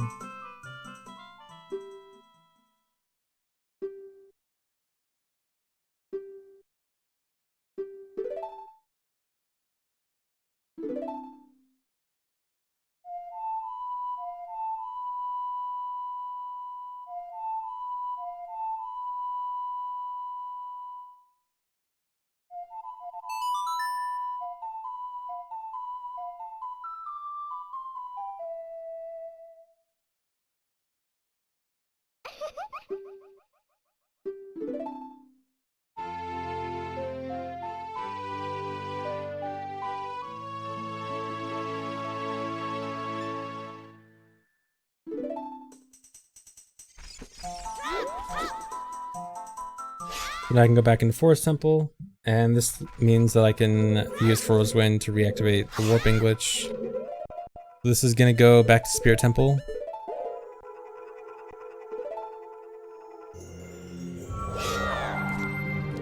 So this is going to be using another one of those special voids that I mentioned. This void near the silver block here is another special void that puts me at a specific entrance rather than coordinates. So I float back here with an angle for Sacred Forest Meadow, even though I was just here. But the important thing is that I actually need to be here with the glitch active, whereas when I just learned Saria's Song, the glitch was not active. So it may seem a little redundant, but it is important. So I do some bottle swapping here to dupe over milk. I just want to get rid of milk and have that bottle, have a bottle free. And I can do this recall. Also, this is part of the next SRM setup. I had to spawn that fish in a certain part in memory for the next SRM setup. And I go in this grotto and catch a fairy. So the fairy is both necessary for something later on, and also exiting this grotto also causes a specific warp, so I get an angle that I want for a warp. This angle puts me at Lost Woods, and this actually uses... This actually always puts you at like coordinates near 0, 0, 0. I don't think it's exactly 0, 0, 0, but using those coordinates when leaving a grotto puts you at a good place that's like not necessarily your other stored coordinates, which is good for getting to Lost Woods, so I can do SRM again. So again, this is just a warp angle that happens to tilt you. It's just the fastest warp to Lost Woods, tilts you. And this SRM is actually messing with Carpenter flags. So you know the Carpenters you have to free in Gerudo Fortress? I just freed 3 of the 4 of them with that SRM.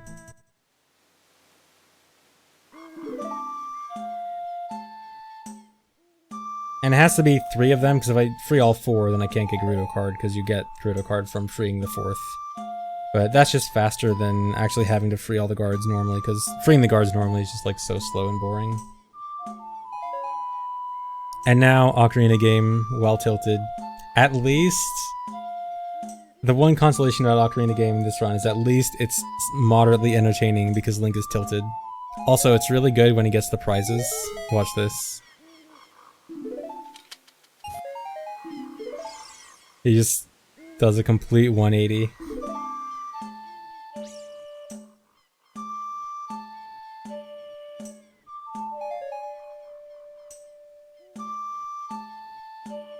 Yeah, Dry Tilt Link is definitely good thumbnail potential.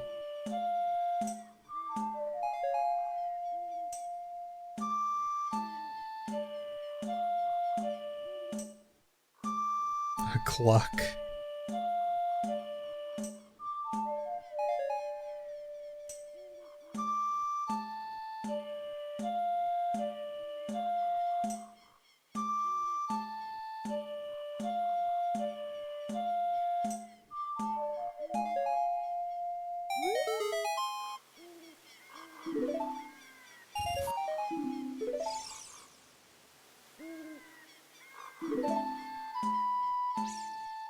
One more.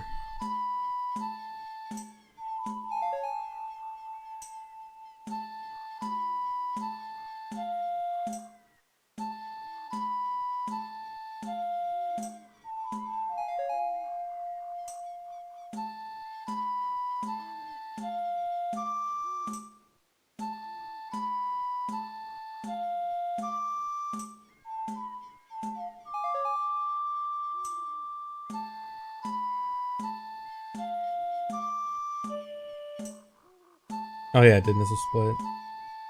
Whoops.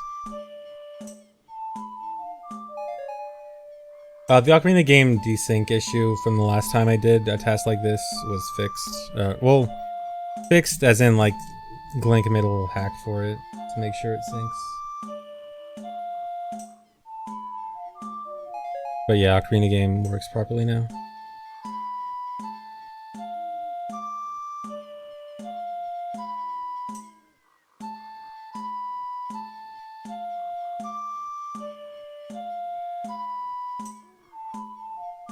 No, the coordinate and code overlays are not allowed in runs at all. This is purely for demonstration purposes. During an actual run, you could not have that angle watch on screen or anything. So you'd have to just trust that you know your angle setups. So this angle setup is going to be for Zora's River.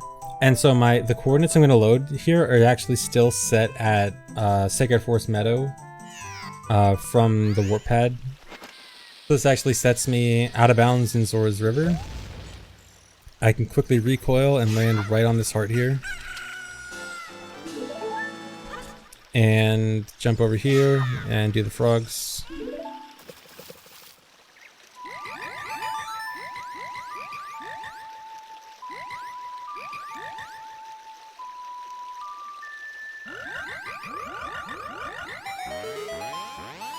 And so yet again, so even in this route, we still have Ocarina game and frogs back to back. Like in previous routes, they've always been like very close together.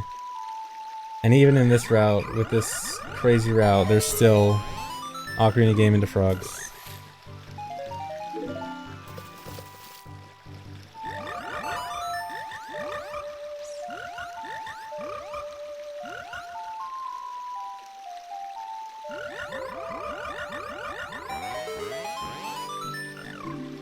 Oh my god, why am I dropping frames? Sorry about the frames, guys.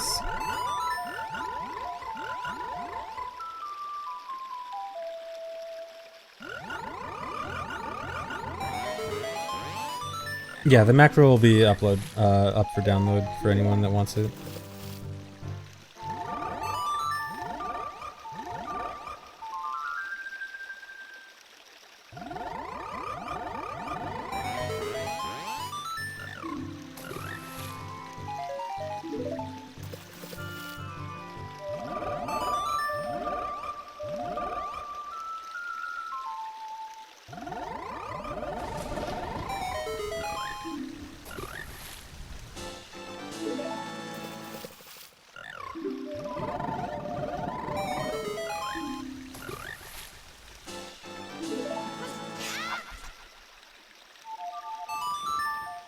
So again, it has to be night for the warping to work, so because it turned day doing all that stuff, I have to make it night again. Then another warp setup. Split. The cool synergy about this glitch with F-boots is just how easy it is to get out of bounds, just like fly out of bounds quickly. So this is Haunted Wasteland with collision view on. The reason this collision view is on is because it's room 0 that's loaded, which is actually the room down here. And the room, like, the main area of Wasteland is actually room 1. Hey, Danny, thanks. Thanks for 51 months. And this part is super cool. So this is actually one part where I do backflip because I can easily shield a bomb to quickly get out of bounds here and void out. And this void out puts me at Dampé's grave, right in front of Dampé, which is just like incredibly convenient. So I can just go straight into Racing Dampé. Although Racing Dampé is kind of weird with that boost because it's got a lot of downward slopes. But it's still definitely faster overall.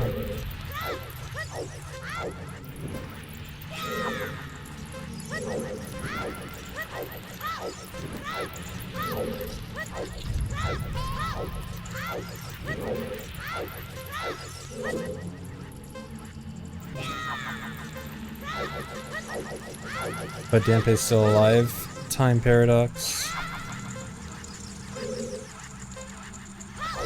I could have got a 41 there, but whatever. I'll live with 42.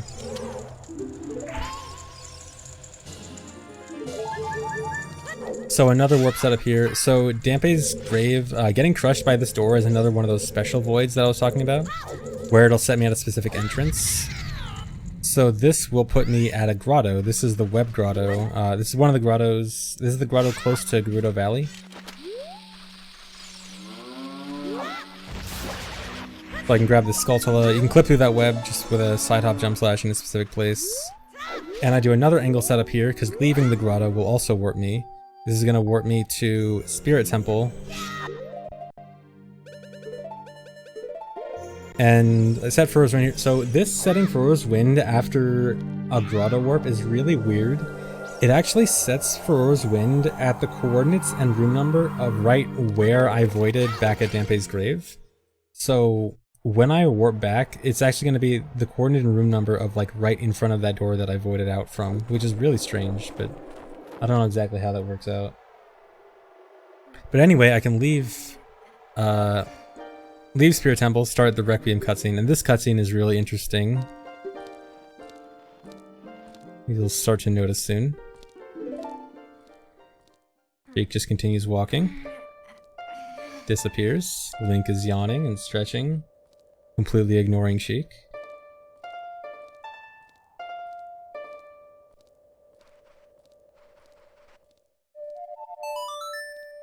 Link isn't even playing the ocarina. Very far away from where he's supposed to be. Very bored.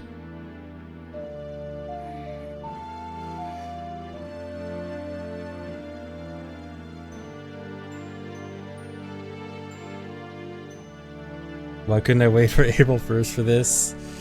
I don't know, man. That'd be too long.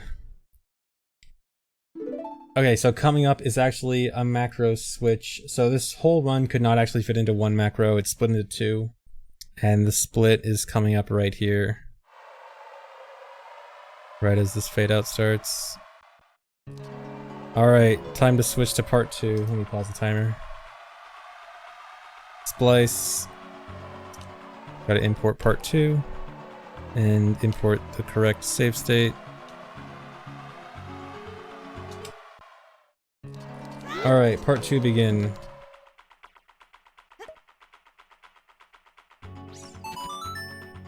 Gotta flip the disc. Flip to side B.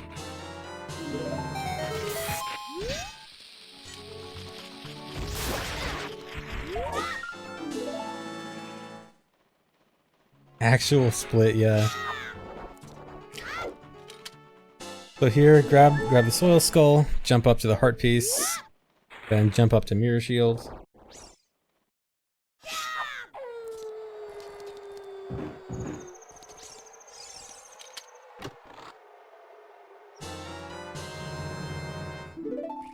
Then I can go straight into Spirit Temple. So I'm going to do another warp setup here. This is actually going to go straight back to Dampé's grave, and you'll actually see it, how I go right back in front of the door. Because for some reason Furrow's Wind gets set there. I really don't understand why, but the reason I want to come back here is because I can use that special void again to warp to Furrow's Wind.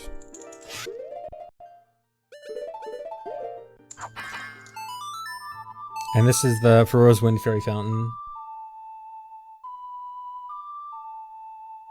And so the reason I specifically want to warp to Furrow's Wind itself is not that important, because like obviously I've had it. I need to still get it from source, because the Furrow's Wind I've been using is the Furrow's Wind I got from butterfly items, which does not count towards the 100% definition.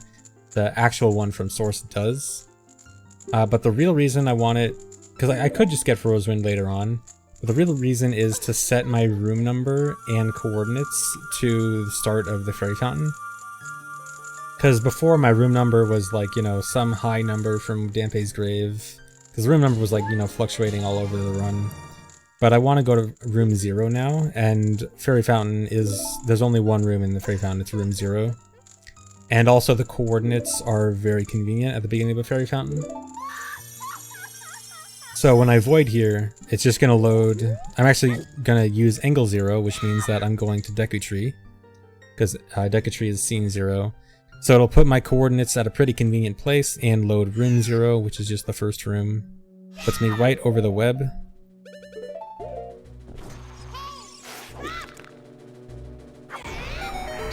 Split. So I can jump slash down here, grab these skulls.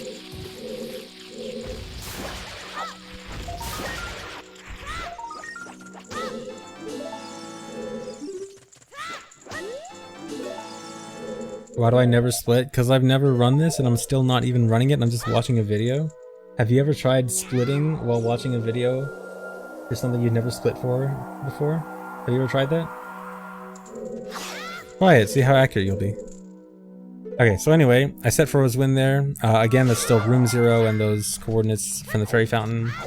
This leads me to Bomb of the Well, and Bomb of the Well is really convenient because of the Wall Masters here. Wall Masters is just really easy to go to wherever I want for a specific entrance. And this entrance is going to be, this is another grotto. This is actually the Song of Storms grotto at Hyrule Castle.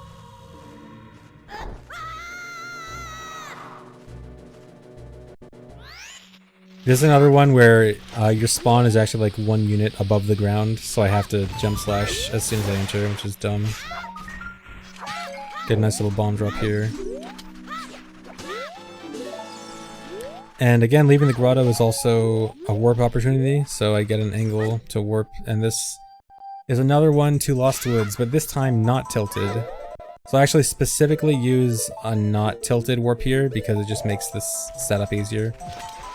So this is the last SRM of the run, and this will get me Furrow's Wind on B. During this SRM, I want to get this slingshot upgrade.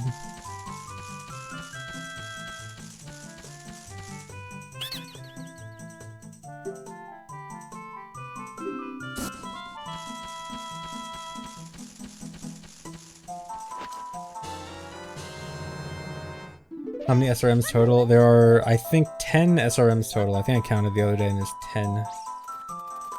And then, if you want to just count total angle setups for all the warps you needed, it's about 90.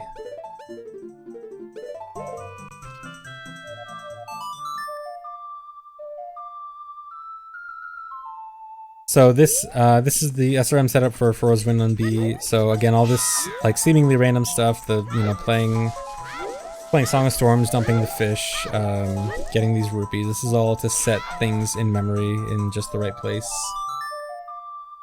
So the way this SRM is going to work is it's actually sort of doing adult SRM, where like it changes Link's age to adult, but not really. So there goes F boots. So I actually manually unequip F boots. I'll explain why I did that in a sec. Well, part of it is it just makes the setup easier, but also there's another reason for it. So this is sort of making me adult, but also not really. So I mentioned earlier when I did the first SRM for adult that it stored those equips I had as my adult stored equips, which means like if I were to become adult again, it would equip those things again. And I had Bottle on B, and if you know anything about Bottle Adventure, if you have a Bottle on B as adult, and you go back and forth in time as adult again, it'll update your B button to be something based on your C right item. So right there, I had Longshot equipped, and Longshot points to item value 13, and it's going to use my adult stored equips here to reset my equips, which means that my fish that I had earlier on B from my last stored adult equips is going to be Furrow's Wind on B now. Oh, that reminds me, I need to set up some watches here. These are some important watches for anyone that wants to learn this run later. So these are Nocturne cutscene pointer values that'll be really important. And yeah, so because it used my stored adult equips, it also means that it set my boots back to what they were the last time I was adult. And when I did adult SRM, that was before F boots. That was when I still had Security boots on. Which means that even if I didn't unequip F boots, that Furrow's Wind on B would actually force unequip F boots. It would actually force Security boots back on. And also F boots crash as adult, so I couldn't even do the setup with F boots on in the first place because it would just crash. Because adult just can't use F boots. So here I actually intentionally spawn a Poe. Those numbers at the bottom, you see that number at the bottom just went to negative one something big number. That's important for some warps coming up. This is Nocturne of Shadow cutscene pointer stuff. This is the Nocturne of Shadow cutscene pointer, which is relevant for upcoming wrong warps. And those two values are numbers associated with it. One of them has to be negative for upcoming stuff to work. And that Poe, spawning that Poe is the best thing I could find for forcing it to be a good value. That actually works. Sometimes it can change based on like this skull popping out if you don't spawn the Poe. So that's why spawning the Poe is really important, because that Poe, or spawning this Skulltula without spawning the Poe will usually make it a bad value that'll cause soft locks and crashes. So I want to take a bunch of damage here. This is going to warp away. Back to Bottom of the Well. I gotta grab a Deku Stick and Magic. Split. And so now I'm gonna start the boss rush, or maybe the boss rush already started with Dampe. But yeah, so lots of bosses coming up here. But I can actually take off the cutscene pointer stuff. The cutscene pointer stuff shouldn't change at all after this, except for one time in Lake Hylia later. So most of the boss rooms, the boss fights mostly take place in room 1. And in Bottom of the Well there, I was in room 0. So if I were to just use Furrow's Wind to warp into the boss room, it would not actually load the boss fight properly. That's why I want to use the Wallmaster to get in here. And then I'm going to set Furrow's Wind during this fight. And this will force Furrow's Wind to be set in room 1. And at the coordinates for the start of the Baronade fight, which happen to be very convenient coordinates for a lot of the stuff I want to do upcoming soon. So now Furrow's Wind is set in a good place for a lot of the other bosses coming up.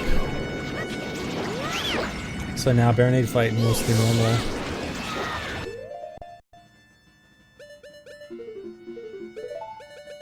And also this is another thing where F-boots would have been really bad for. Phantom Ganon and Turnova are part of the boss rush. They're just at the end instead of the beginning. With that, see. So with F-boots, if I were to get hit by Baronade, then I would just go flying and get stuck without being able to fall back down.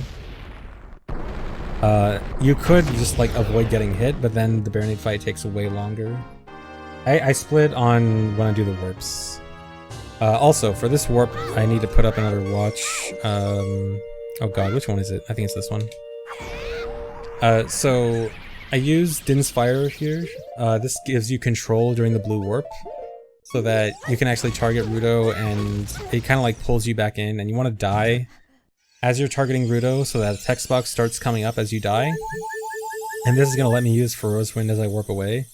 And so that watch at the bottom, that varies between 0 and FFFF based on the camera.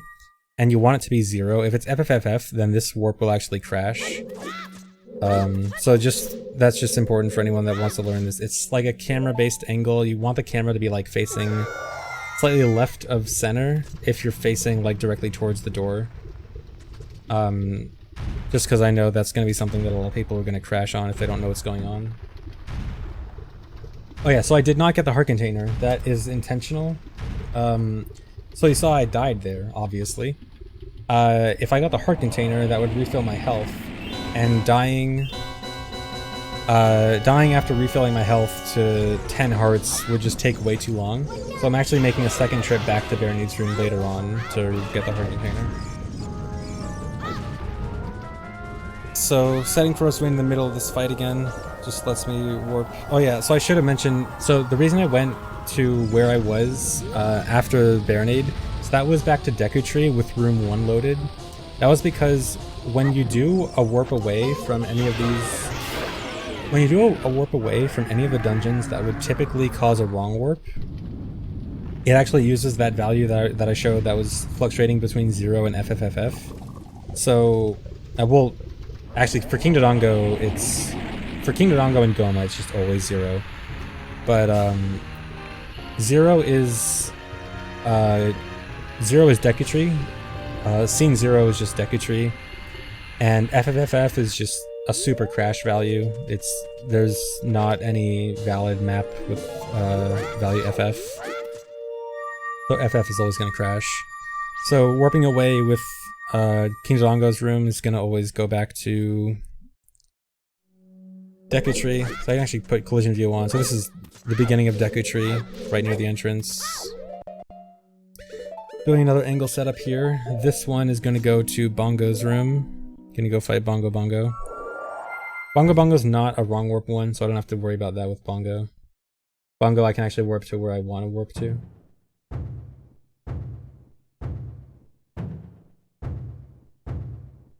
Split.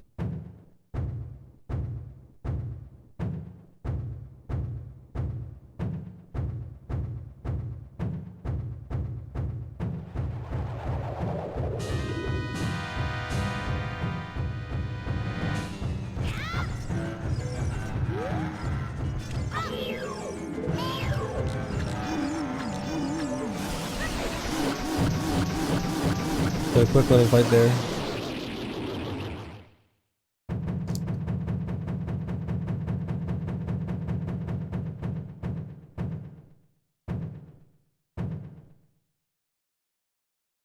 Yeah, Bongo does not combine with F boots very well. You like drop down into the Bongo fight, and then when you bounce back up, you just bounce back up to the ceiling. So not great. And you're soft locked after the cutscene. So I got a set for Rosewin again for the next warp. So this warp again is actually going to go where I want to warp. It's going to be like an actual real warp.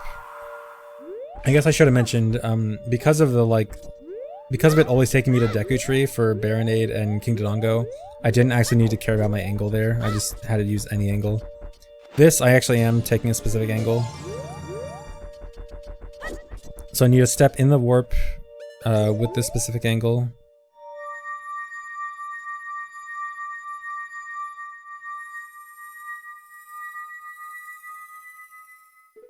So this is going to warp me to Zora's Domain. Split. So a small break in the boss rush action. So actually the reason for this break in the boss rush is actually magic. You see I'm very low on magic. I actually need a magic refill and I'm going to get one in Lake Hylia. And this just seemed the best place to do a little splitting up the boss rush and getting magic.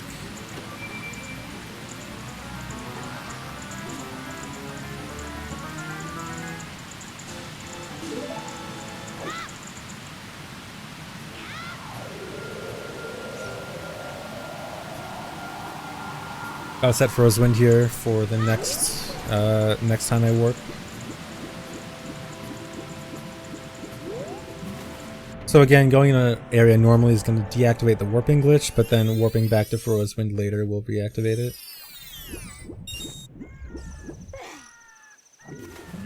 So I gotta get Rito's letter here. Rito's letter goes over bottle 1. Even though there's no animation, because I have 4 bottles already, it just always goes over bottle 1.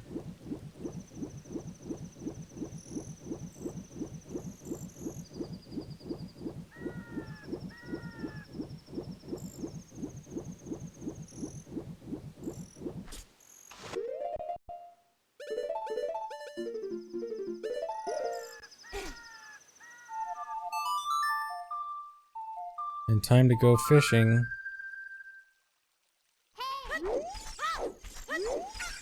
The next boss in the boss rush.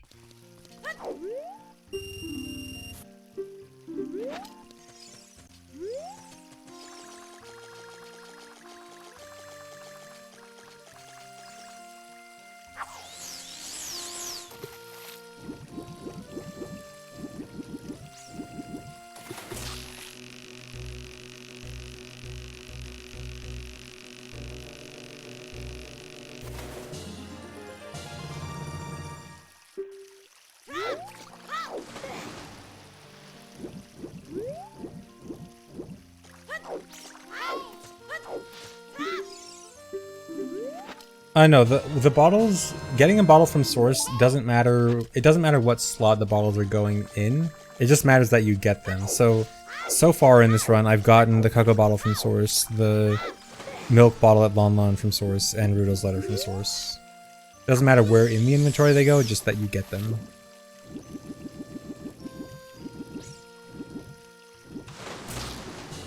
And then, of course, I'll get the pill bottle from source too, when I become adult.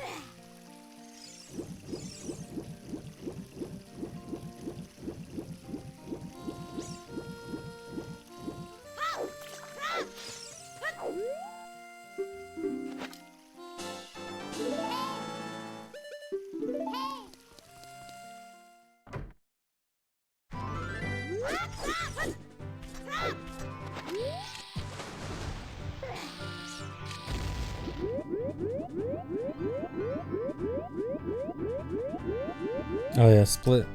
I'm gonna super swim over here and play Sun Song here.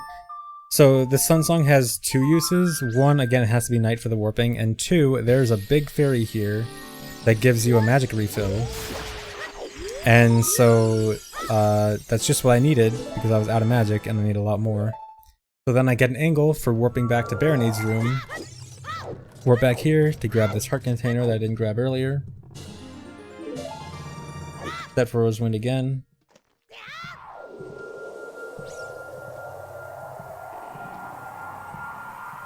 And then there's going to be a warp setup for going to Volvagia. Oh yeah, there's something I want to show with Volvagia's room.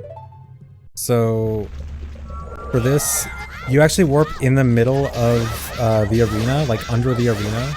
And you can actually stab Volvagia, because Volvagia's like under the arena before the fight starts. And so, using Collision and Hitbox Viewer there, I can show you what that looks like, actually. So yeah, you're actually stabbing Volvagia before the fight starts. And that gets Volvagia down to really low health. You can't actually kill Volvagia before the fight starts, obviously, but you can get him down to super low health so that, like, one hit will kill.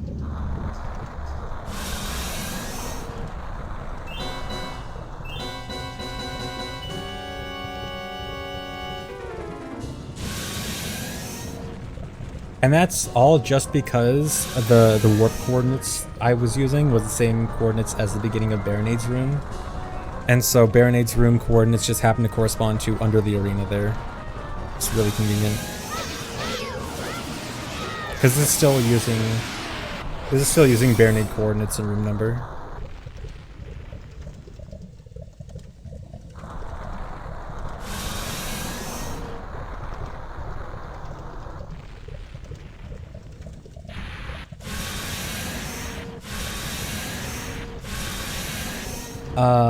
I don't think I've ever used a big fairy in a speedrun before, but I know there was an old Hundo VC route that used it. There's actually another watch I need to show here. So just like the Baronade one, there's another camera angle value that can cause a crash when you warp away here, so I just want to show it. I have a setup here that it should always be 0 and not FFFF. But it is important to know because you don't want to just randomly be crashing here. But yeah, I think there was like some super old VC Hundo route, like back when N64 was still faster, that used a big fairy, but yeah, it's first time it's being used back in like another actual fastest route. So this warps back to Spirit Temple. So this is really good. It's Spirit Temple with room 1 loaded. And this is important because it means that the silver block isn't loaded in the beginning. So that means the silver block is not blocking that special void. So I can use that special void to quickly go to Phantom Ganon. Because if room 0 is loaded, then that Spirit Temple block would be blocking the way. And so it's just like perfect synergy, because you want room 1 loaded for the bosses, and you also want room 1 loaded for the silver block not being there and not blocking the special void.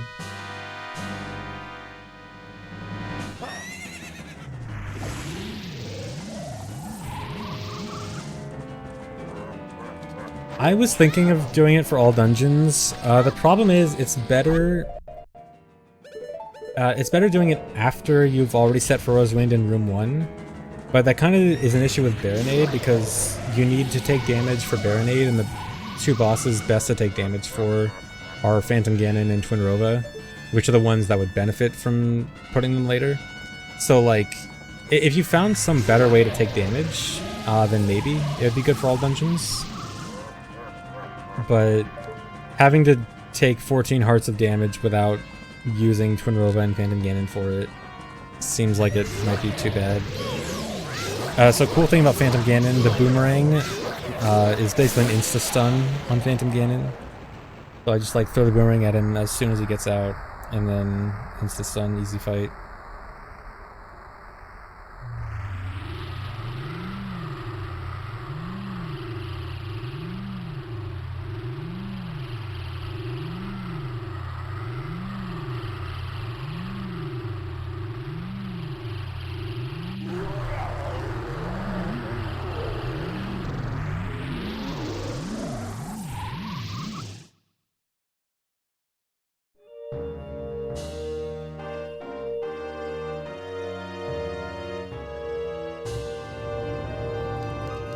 And then another angle setup here.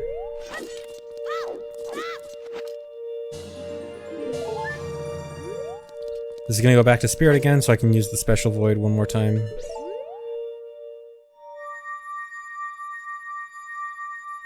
You do become adult, but adult is a much smaller part of the run than before. So back to Spirit Temple. And also, when I'm doing these setups in a run, like, obviously I would not actually have collision view on in a run, so I'm actually doing this blind. I'm using collision view off to like show it more easily so that you can actually see what's going on. But in a run, you'd be doing this all blind. And this warps you to Twinrova. And this is actually a really good one, because this warps you directly into the Twinrova arena, like past the Iron Knuckle, which saves a lot of time.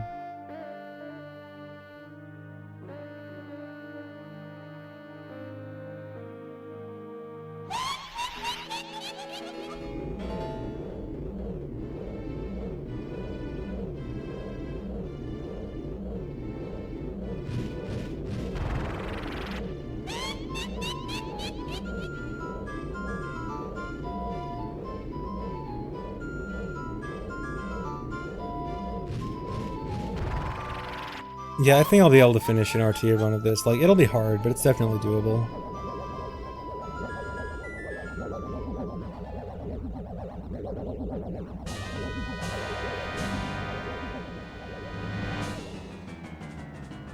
Yeah, this is the entire reason for that adult SRM way back in the beginning to equip Mirror Shield. Well, I guess half the reason, because the other half of the reason was Furrow's Wind on B. But yeah, equipping Mirror Shield was just for this. Oh yeah, I wonder, has anyone thought that I just like didn't have a shield the entire time? Because shield was just invisible. Mirror Shield was just invisible as a child.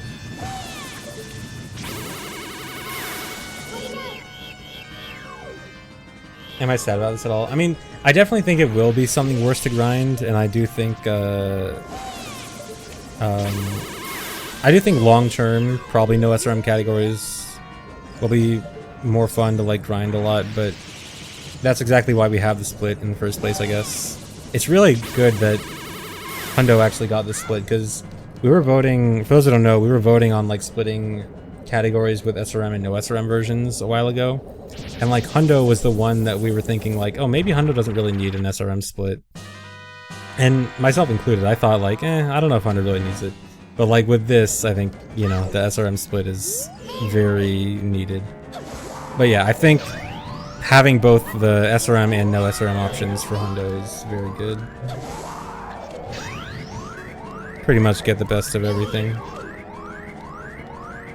And Mirror Shield looks super cool as Child, being invisible but like still showing the like the beam stored in it.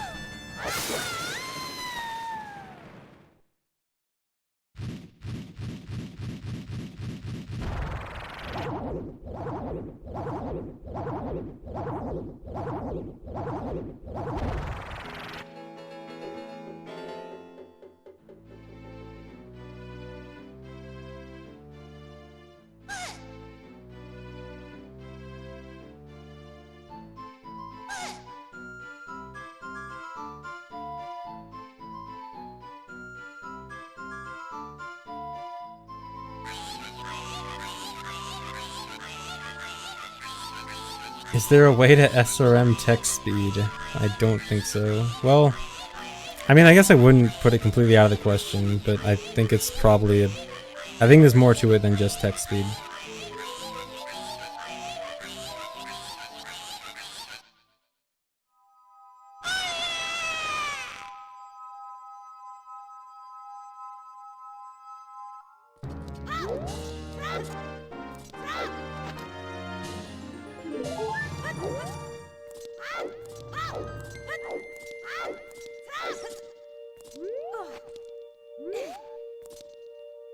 Is there a way to SRM out of this cutscene?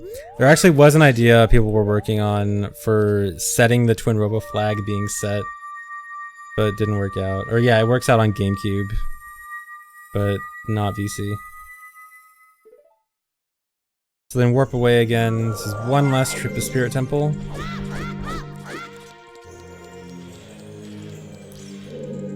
And this is going to be a setup for going to Double Defense, the Double Defense Fairy Fountain.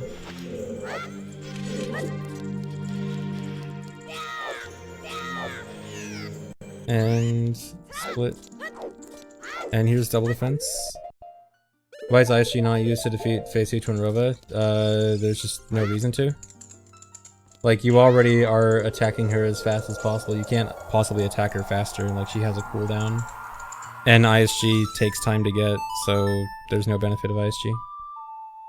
This is not a video. This is a macro being played back on console, so that I can do stuff like this. I can just turn on collision view and hitbox view and whatever I want. And show off cool stuff.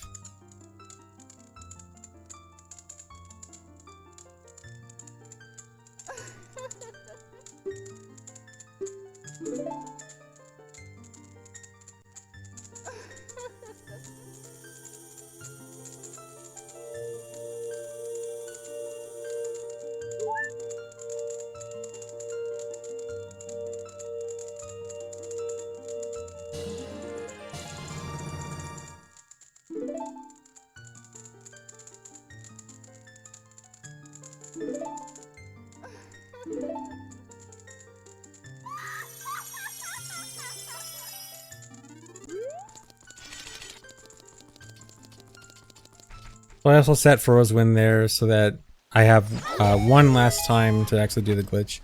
So I was in the Double Defense Fairy Fountain, and when you leave it, it would normally put you at Ganon's Castle, but because I'm Child, it says, okay, go to Hyrule Castle instead. So it puts you at Hyrule Castle outside of that Fairy Fountain, so I can go right back in and actually get Dins. Dins from Source. So, looks kind of silly, but it's good.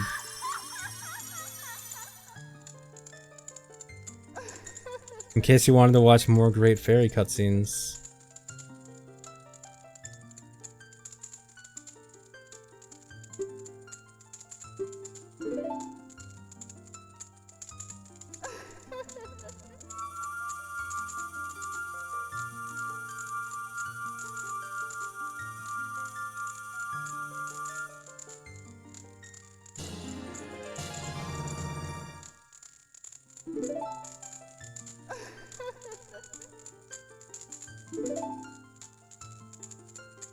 Hayden, thanks for gifting 10 subs.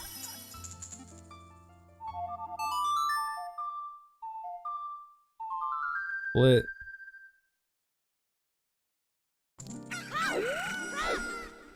So I need to be daytime because I'm doing some market stuff after this. So I get caught intentionally by the guards. So there's still an owl here that wants to talk to me, but I want to get a Skulltula without talking to him, so I get ISG and ground jump from the same bomb. The ground jump prevents me from talking to the owl, and the ISG lets me kill the Skulltula. So then I can go into market. And so I sold Bunny Hood earlier to Runner Guy, so when I go into the shop here, just quickly get Mask of Truth.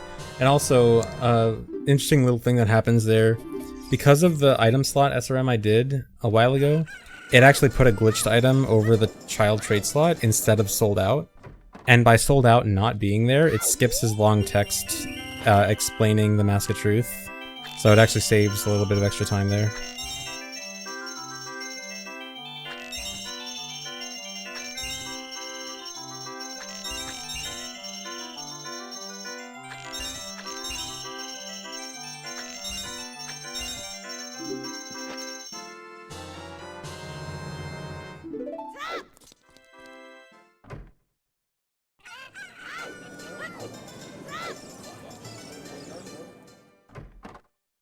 The slingshot game, bombchi bowling, this is just typical market game stuff.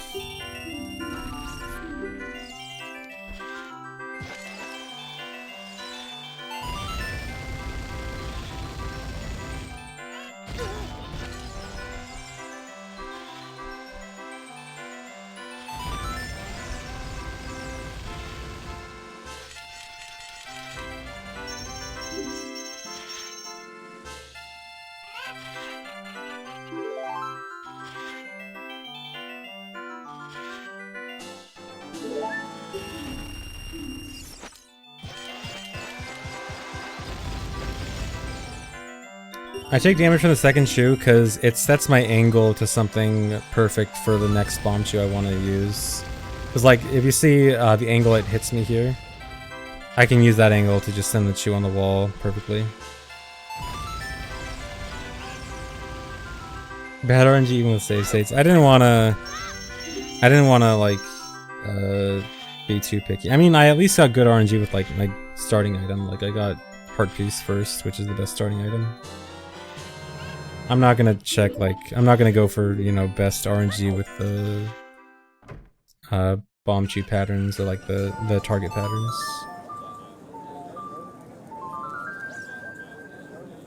Split.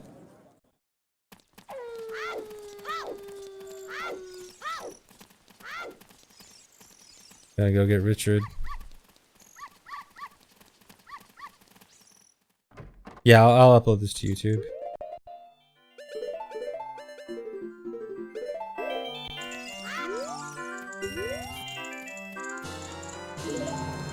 Gotta do this game. So we actually were thinking of doing this game with F-Boots, because you actually can skip this entire game with F-Boots and just load the end room. The issue with it is that you can't use your sword in this room, which means you can't fall. And you notice how, like, all of the chests are on these little elevated platforms?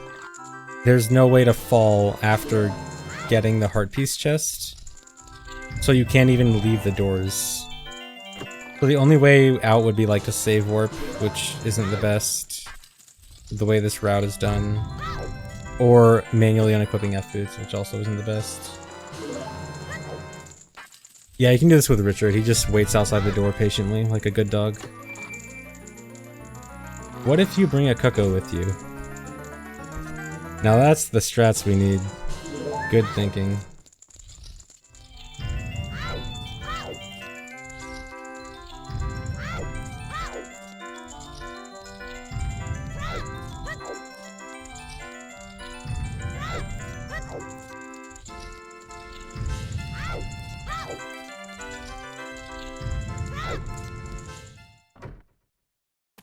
Yeah, see, Richard's right there.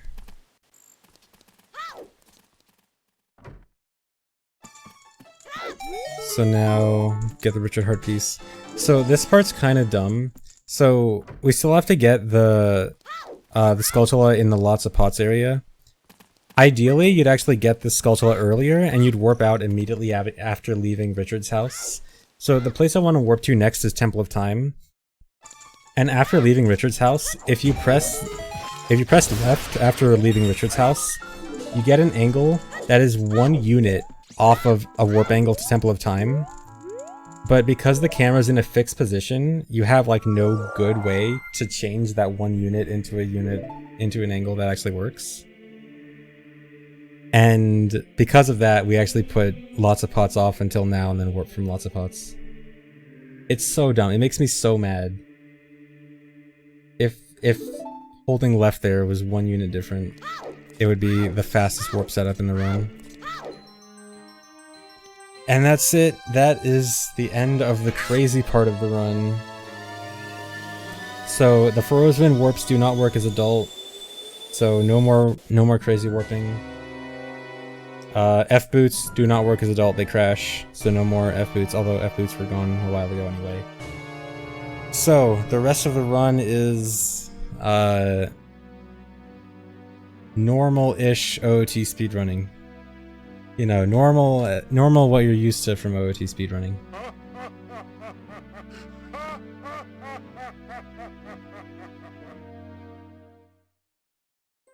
Yes, very normal. So actually, one more dumb thing that is gonna happen though is, because I beat both Bongo and Twinrova, and I got both the Shadow and Spirit Medallion, as soon as I load Temple of Time as adult, the Light Arrow cutscene will load. That means, as soon as the Master Sword cutscene is done, well actually before the Master Sword cutscene is done, when the Master Sword cutscene is supposed to start the part in Temple of Time with meeting Sheik, it actually jumps directly into the Light Arrow cutscene. So have fun watching the Master Sword cutscene and the Light Arrow cutscene back to back. This is like an 8-minute cutscene now. And finally, I get to take a break from talking because my throat hurts from talking so much over the last 2 hours.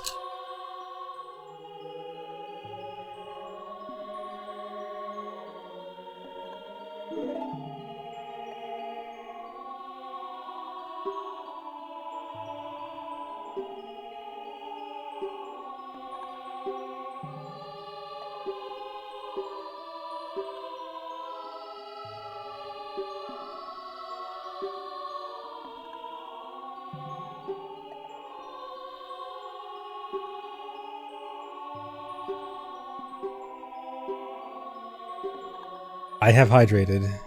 I have actually been drinking a lot during the run. It's just like there's just so much talking.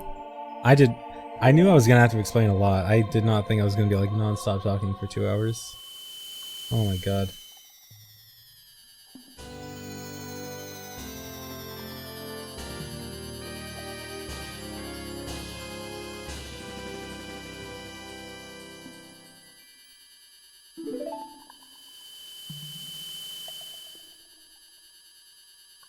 Yeah, and I'm gonna have to explain this when I'm doing the run.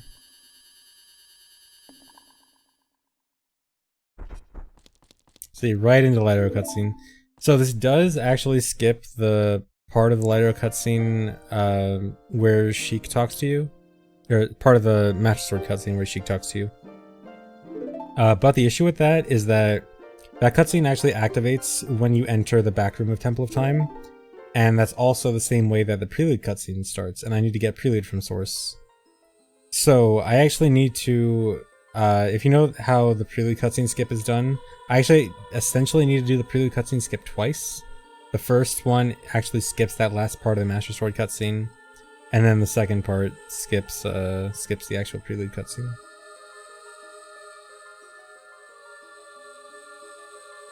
Yeah, I don't know how this run could be done at a GDQ. I think this run might be too much. It might be too much for GDQ. Yeah, it's still faster than watching it. I think it's still like 45 seconds faster than watching it. even with the extra skip. So it's definitely still a good time save. Yeah, TaskBot could do it. If this gets into a GDQ, it's probably as a TaskBot thing. But then this is probably too long for a TaskBot.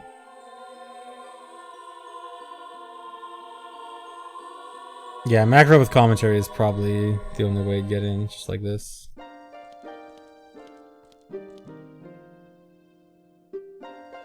So how have you guys enjoyed this so far?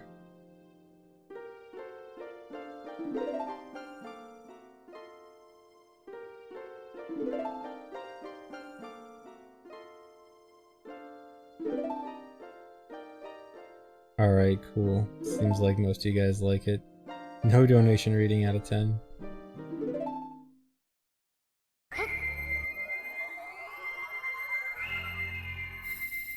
Yeah, this run is definitely going to be rough to do RTA, but it's doable.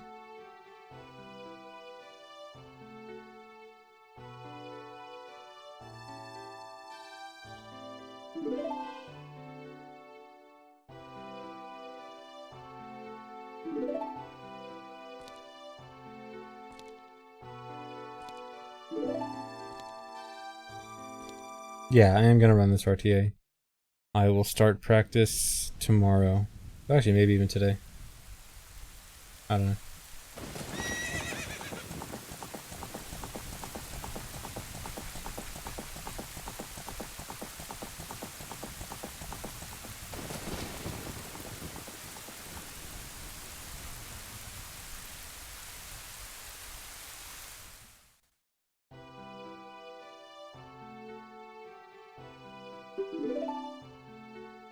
How much of the run is left? The adult portion is like a little bit less than a third of the run.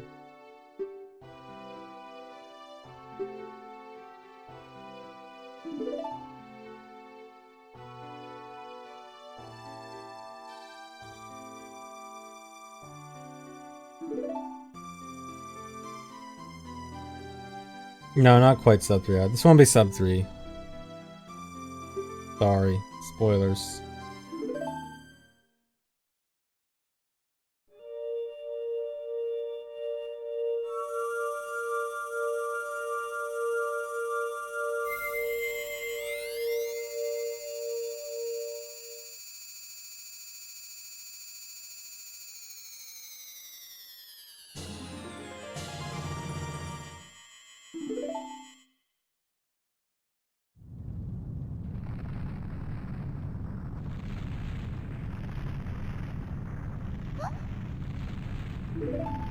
Yeah, I know. Well, I know the general. I know roughly what the time is. I don't know the exact time, but roughly the time, yeah.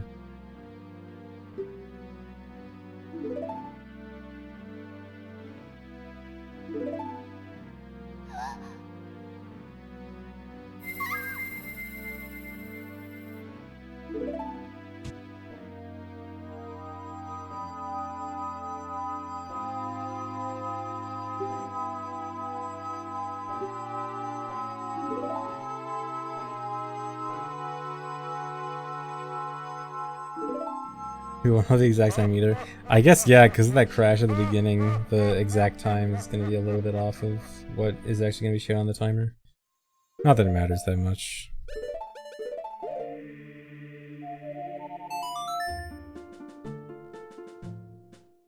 So I finally equipped that glitched item. I mentioned earlier that glitched item acts like eye drops, so I can actually use it to give it to Big Oron.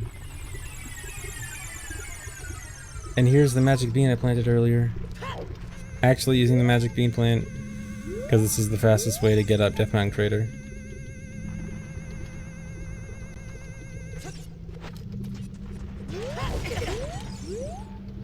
So for giving eye drops to Big Oron, he only accepts eye drops if the item in your adult trade item slot is prescription or higher in the trade quest. And so if you remember back when I did the second item slot SRM, I mentioned it put prescription in, or was it prescription or eyeball frog, I forget, in the adult trade item slot. And that means that eye drops will work, and then another one of the glitch items right next to it, the glitch item that I equipped, acted like eye drops, so I can essentially have eye drops and an item that allows him to accept eye drops at the same time. Split. And so this is a rare occurrence where we actually don't just play Sunsong a bunch to get Bigorn Sword. We're actually gonna set Furo's Wind and then do some overworld stuff, do a bunch of collecting, and then after 3 days have passed of in-game time, then we'll come back and actually get Bigorn Sword. It's actually an idea that like people have tried to implement into Hundo routes for a long time, but it just like never really worked out. But finally works out here.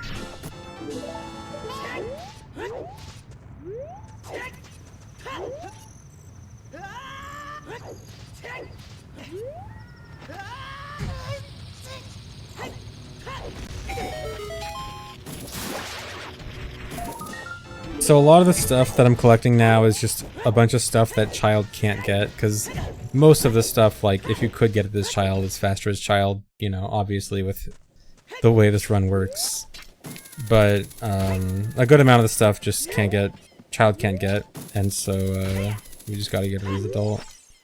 Although there are a few exceptions, like this heart piece right here, Child can get. The gold skull at the bottom of Death Mountain Trail, Child could get it, but it's just kind of out of the way.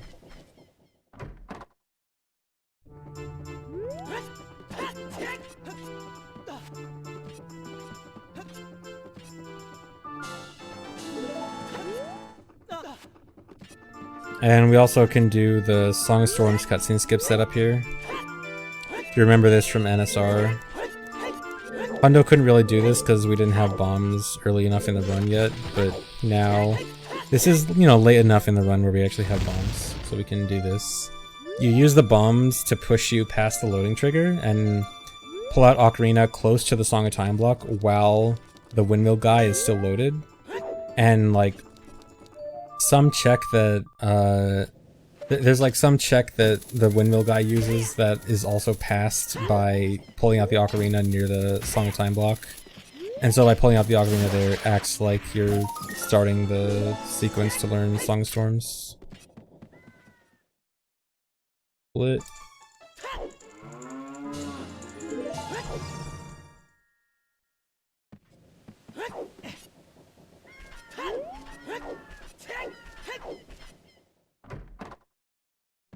And I got enough Skulltulas to get my rewards here. Dude, splitting is hard. So I'm actually only getting 3 of the rewards. One of them is Bomb Chews, which I don't really need at this point. And one of them is another wallet, but I only need the Giant's wallet from Source. The other wallet would actually downgrade me to Adult's wallet, which is bad.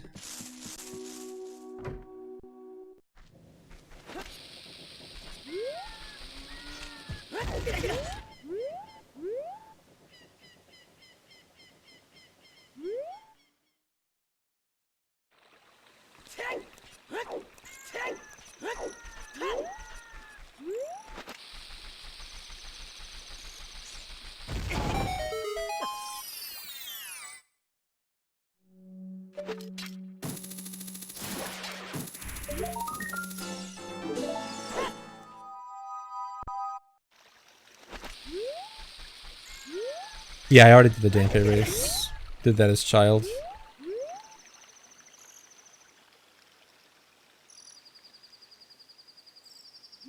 Yeah, this was all done with save states. The actual run is definitely going to be pretty hard, but the hardest thing is it's not difficulty in execution. It's the hard part is not messing up rather than doing it right. It's just there's so much stuff that you can't mess up that messing up is just super costly. So you just can't afford mistakes.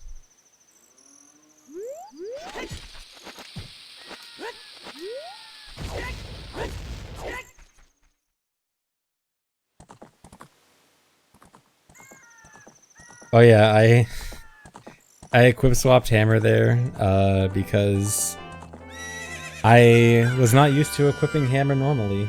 At this point, I was quite used to hammer being only equipable through equip swap.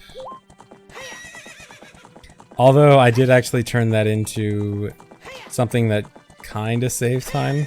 Because I need to have the Din's Fire slot equipped for the upcoming equip swap for the Poduping. So it did mean that I had to equip one less thing. So, you know, small time save.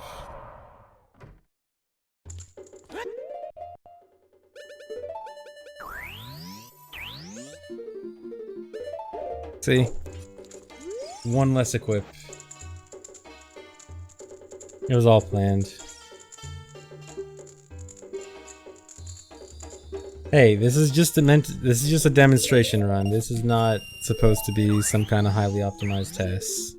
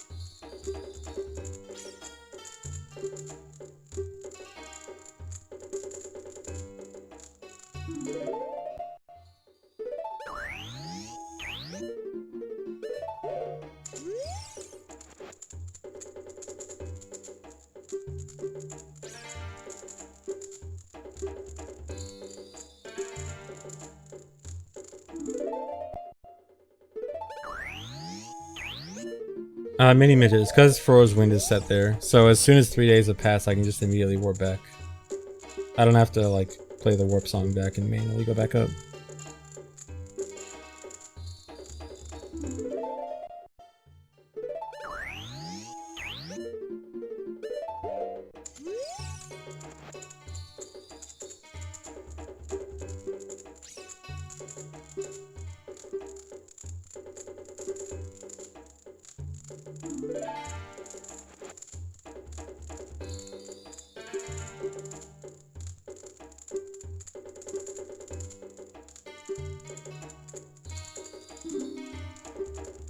Okay, finally all the dupes are done.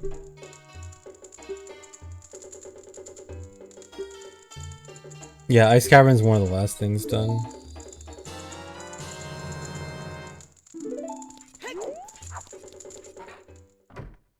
I'm not sure how long until I finish an RTA run. Like, part of me thinks it won't be necessarily that long to finish. Like, as long as I just only reset on, like, crashes, I think I could probably finish a run without too much time. I don't know, it's hard to say. Split.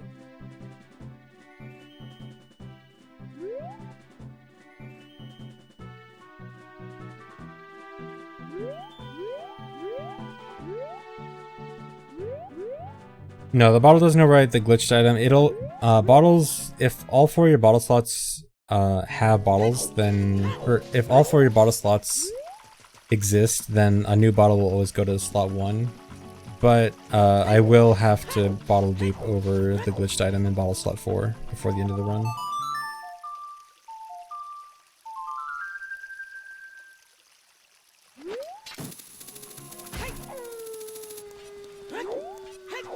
We gotta do Gerudo Valley cleanup stuff, these skulls, and then Gerudo Fortress. So Gerudo Fortress again, earlier in the run I did that SRM for the Carpenter flags. So 3 of the Carpenters are already gonna be freed in Gerudo Fortress. So I only need to free one of them, which is really nice because they take forever.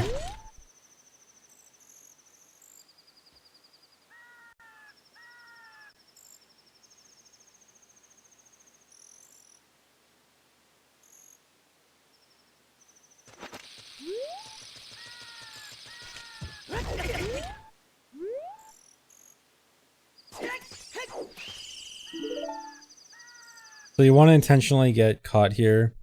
This is because this flag is a shared flag with the cutscene for Ganon's castle collapsing right before the Ganon fight. And so by having this flag set and not starting the initial collapse sequence in Ganon's castle, then it skips that cutscene before the Ganon fight. Same thing done in previous Hundo routes.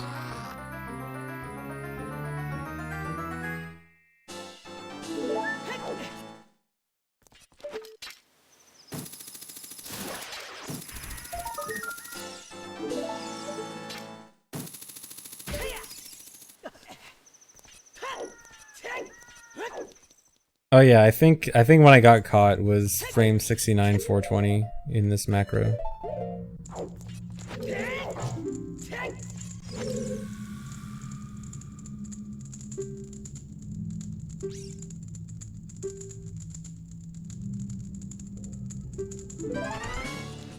Yeah, this route is much harder than previous routes. This is probably the hardest Hundo route.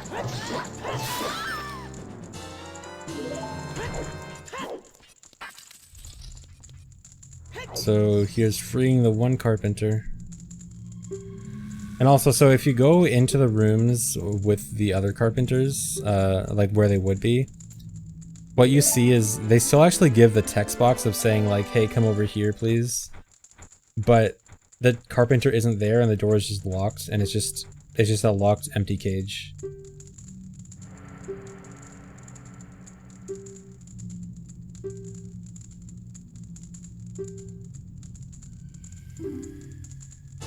Yeah, they've got ghosts locked up.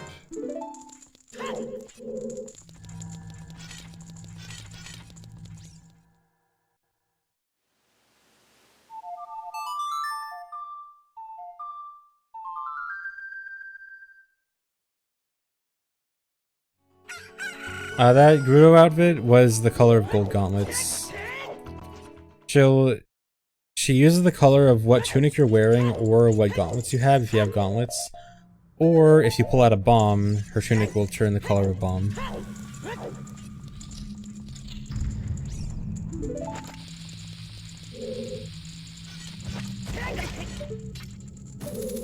I actually should have done the bomb thing.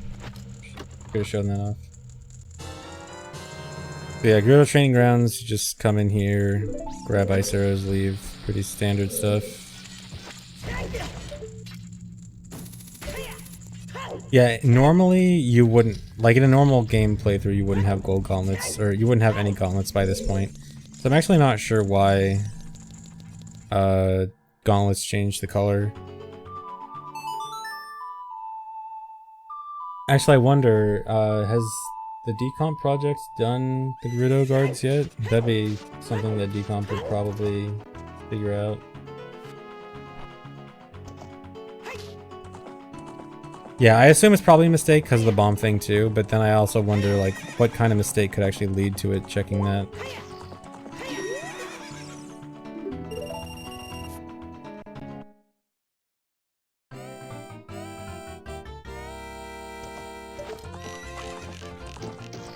Some Gerudo things are decompatible, not all. Okay. It'll be cool to see when that's done.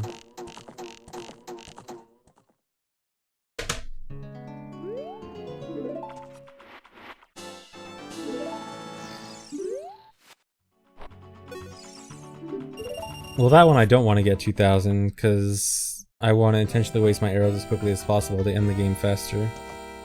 This one though, since that one I only need 1000 points, but this one I need 1500. I can't afford to just waste my arrows.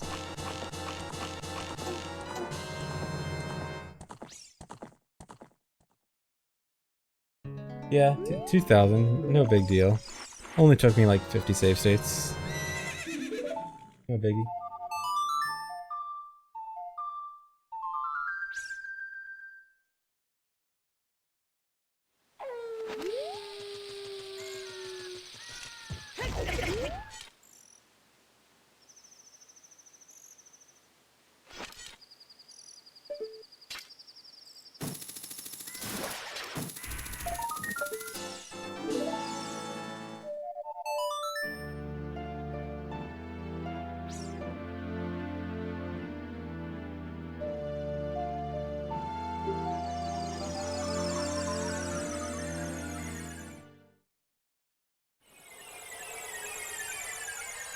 Feels quiver 40, man. Hey, quiet.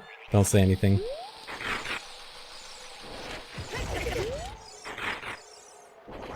So yeah, just more cleanup of this part. Yeah, okay, so the thing about the quiver... Okay, so if anyone paid attention there, that was actually quiver 40 and not 50. Because I made a mistake. So back in the very beginning of the run, when I'm getting items from the butterflies, I was supposed to get quiver 40 there, and I just forgot. So yeah. So I mean, for demonstration purposes, it literally changes nothing about this run at all, except the fact that I didn't get quiver 40 there. But yeah, like technically this run is invalid, but I mean it's a demonstration run, so whatever.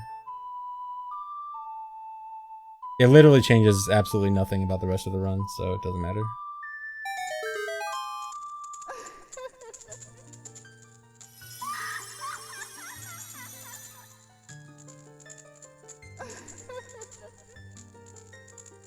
Invalid tasks that I already had to split into 2 parts.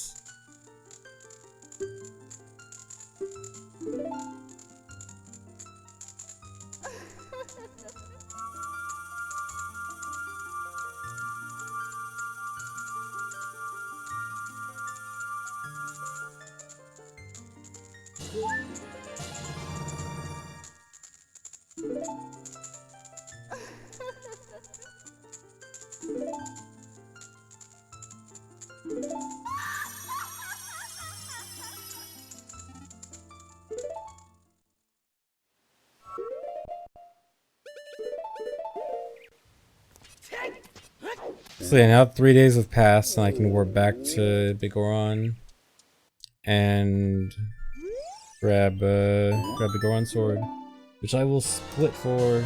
Look at that.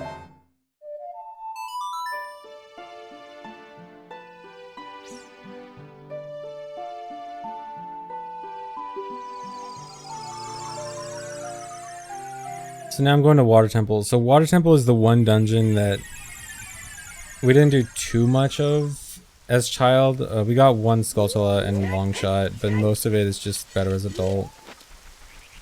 Technically, I think beating Morpha as child could theoretically be faster, but only if you got a perfect fight. And a perfect fight for Morpha is pretty dumb. So essentially, most of Water Temple is better as adult. And also, if you remember way back at the beginning of the run, when I did the first item slot SRM, I mentioned I RBA'd a glitched item that set the Water Temple flags for the water to be lowered in Water Temple. And you can see it now, the water's lowered, even though I never lowered the water normally.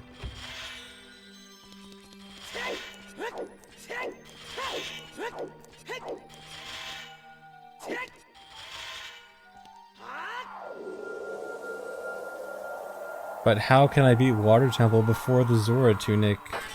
Good question. Watch to find out and see the incredible, amazing glitches that must be used to beat Water Temple without Zora Tunic.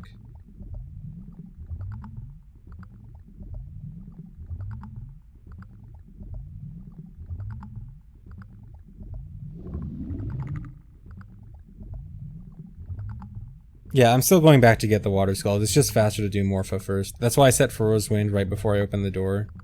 I'm gonna use Furrow's Wind to warp away from the cutscene, and then go get the skulls.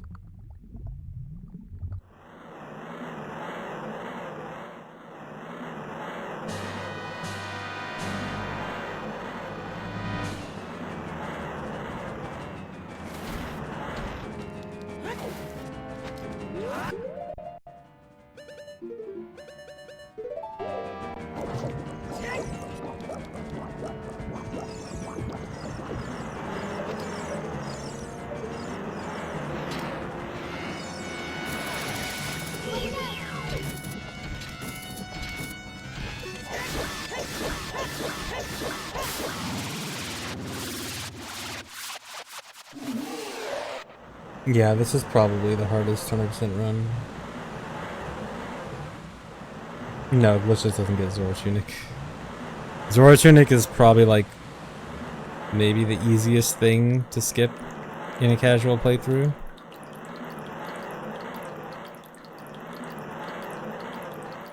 Well, I guess there's that one room at the bottom of Water Temple that actually might be kind of hard to skip.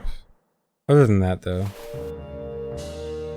Honestly, Zorshing might be easier than Winds. If you're just doing a casual playthrough where you're actually getting hearts, then like skipping Zorshing is easy.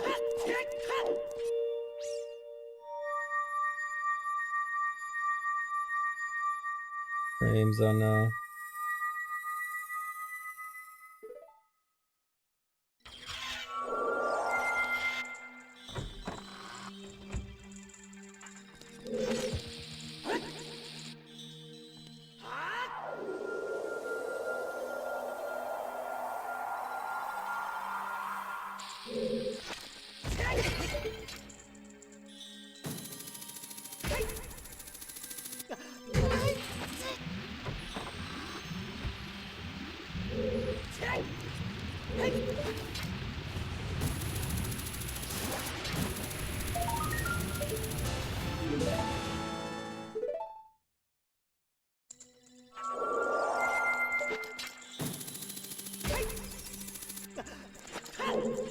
Yeah, that was fall damage, because fall damage is just my initial height versus final height, and doesn't care that I was hookshotting down, it's just the place I was before the hookshot and the place I was when I landed was high enough that it caused damage.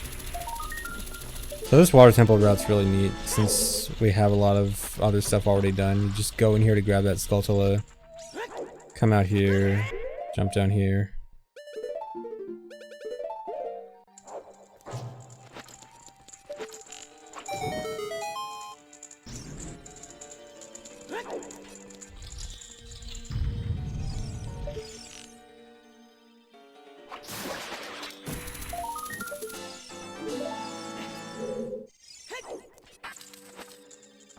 And you actually intentionally open this door with a key, just because it's a little bit faster than going around and exiting from the door you came from.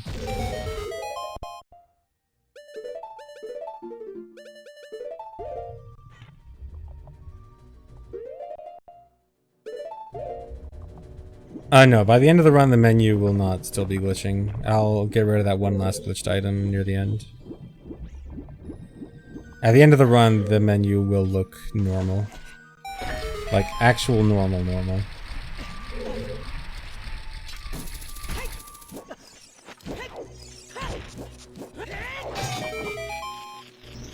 "17 keys." Yeah, because I RBA'd Water Temple keys earlier. I got a glitched Bomb Bag 20 on C and RBA'd them for 20 Water Temple keys.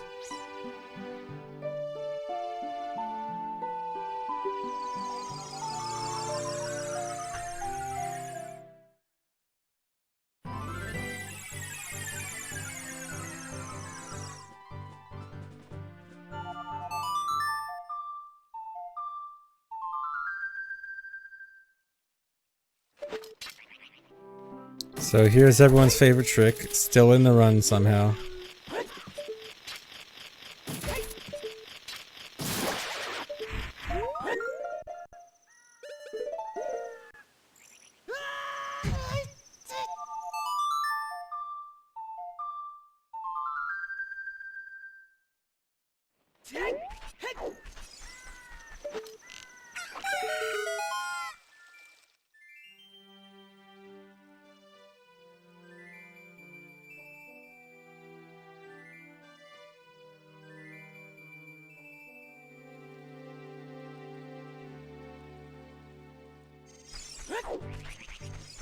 The water level isn't raised because it only raises during the cutscene when you get the water medallion, and I actually skipped the cutscene.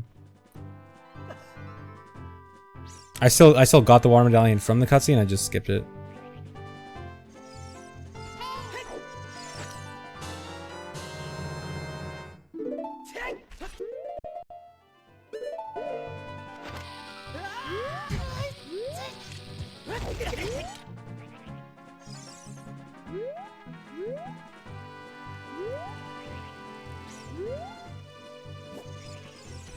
What?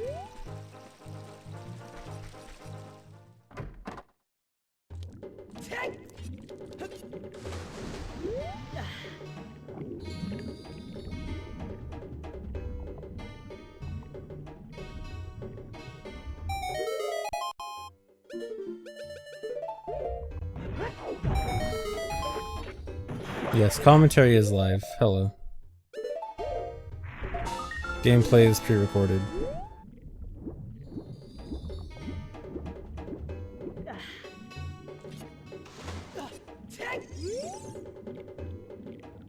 Nah, I think the issue was that it was faster to dive to actually activate the heart piece thing.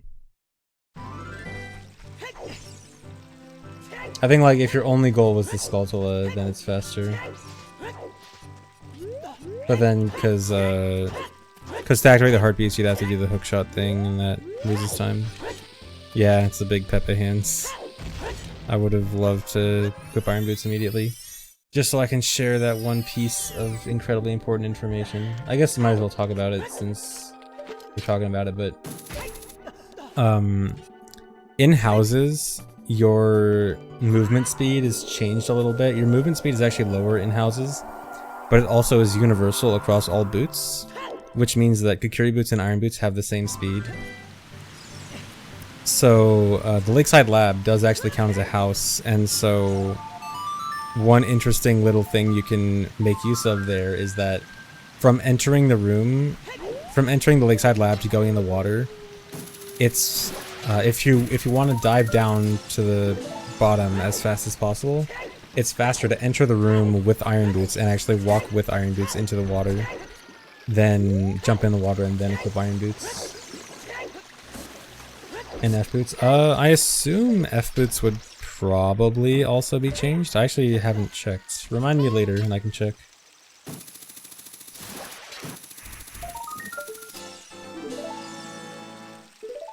We'll set for Rosewind back at Zora's Domain so I can just warp right back here after grabbing the skulls. This test is cool.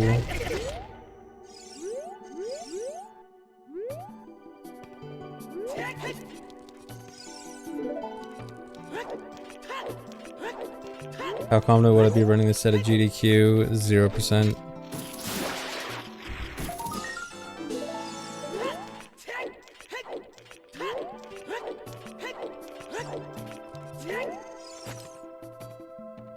I'm not banned from GDQ, it's just a joke.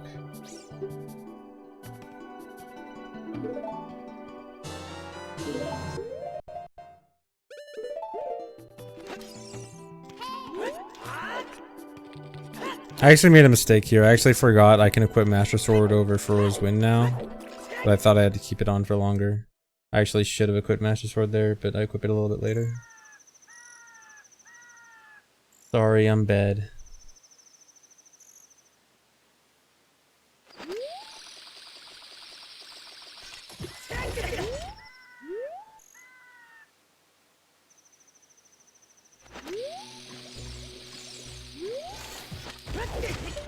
So because I already got Fro's Wind from the Fairy Fountain, I can just weird shot here straight away.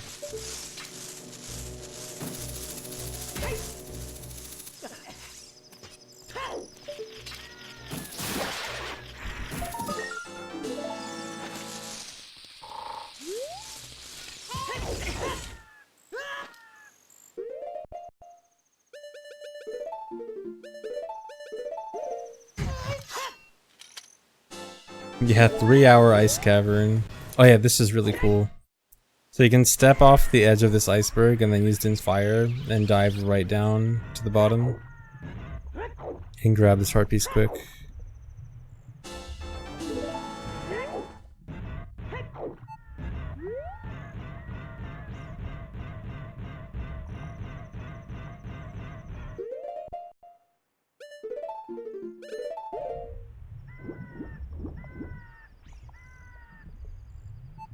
Yeah, task would be sub 3, I think. Almost for sure. So now finally Ice Cavern, one of the last things in the run.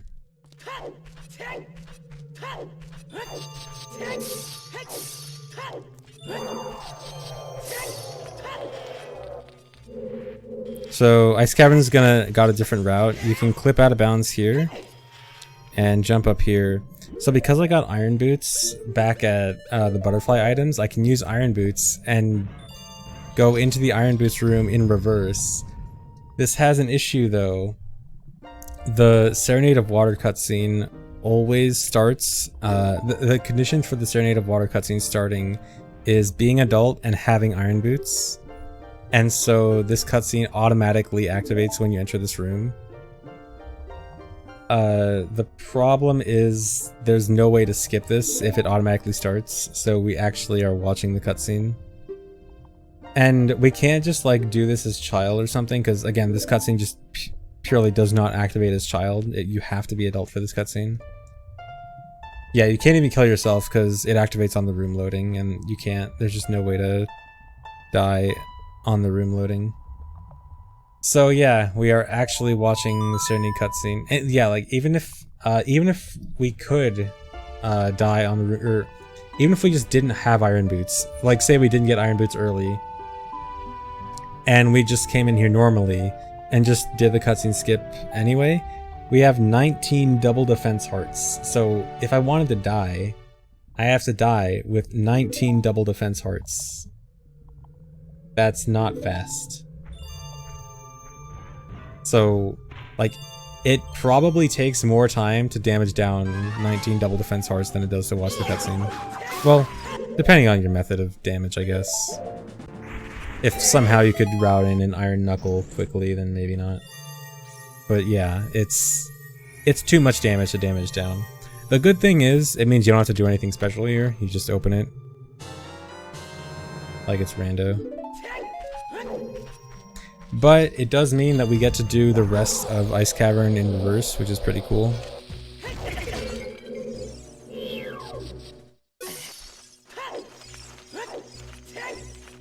It also means skipping the silver rupee thing, which is really nice.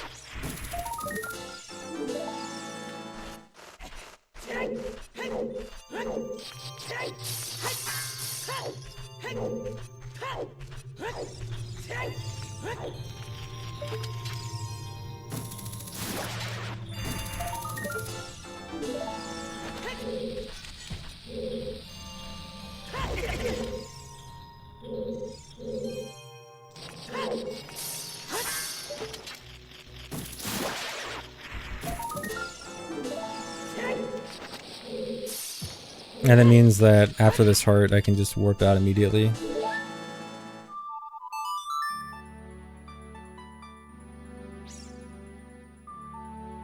So now I actually have to go get Prelude. So I couldn't actually get Prelude at the beginning of Adult because I didn't have a sword equipped. And so I had no way to actually clip through Door of Time. Unless I opened Door of Time, but that would just be slow. So, I actually have to stick it in like near the end here.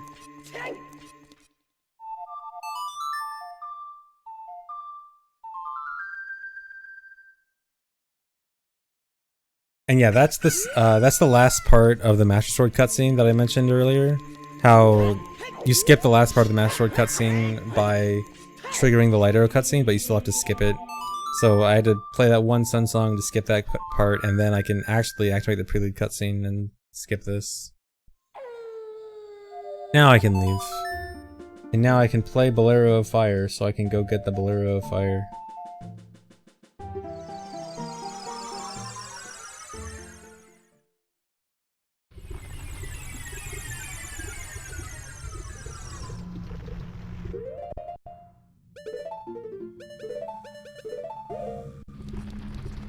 So we do a reverse deathless cutscene skip here.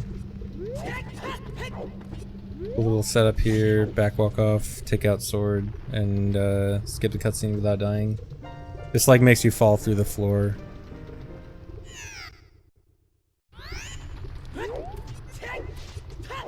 I split.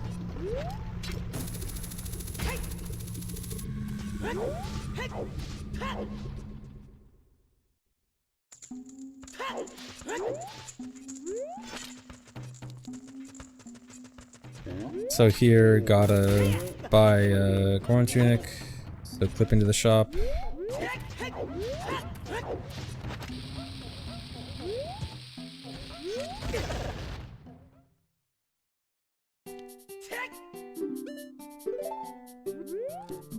No, I'm not gonna run against these splits.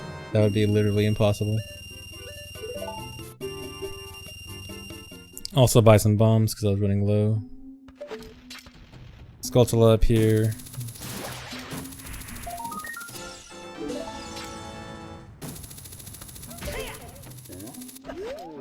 This next section is just Lost Woods cleanup, grabbing a few Skulltulas, getting Nut Upgrade, getting Minuet.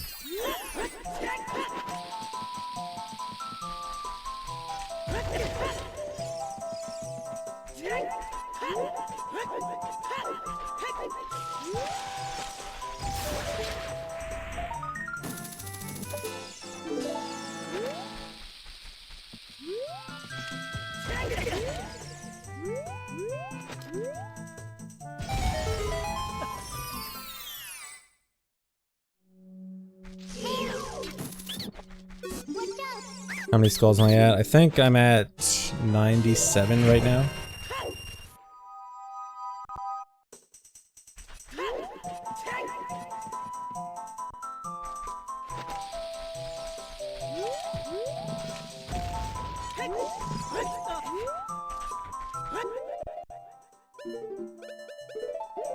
Oh yeah, by the way, for anyone counting on heart pieces, you may have noticed that I'm actually at 19 hearts and 3 heart pieces, but the only heart I haven't gotten yet is Goma's heart container, which would put me at 20 hearts and 3 heart pieces.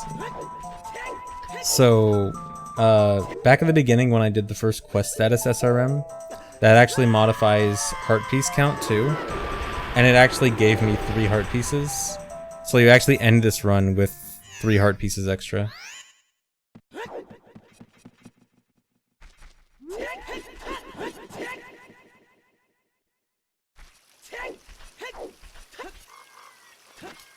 What? 101%?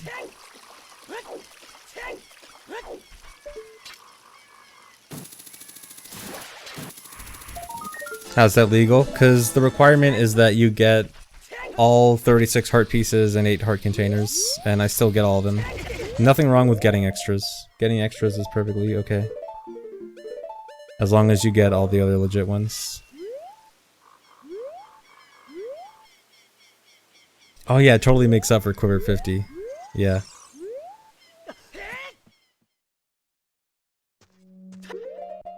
Alright, so finally, we're in the final dungeon. So there's one Skulltula that Child didn't get. It just is, it just synergizes well with Adult. Because if Child were to get this, you just kind of have to like slowly float up with F-boots, but Adult can hookshot up. And also, there's a boss key, well not boss key skip, but a clip to the boss room very quickly from here. Actually, I don't even know, is this good with collision view? I'm gonna try this with collision view. I don't know if this shows much. But you can clip right down to Goma by dropping down here. You kind of see it with collision view, yeah. And you see I drop right into the loading zone for Goma's room from there.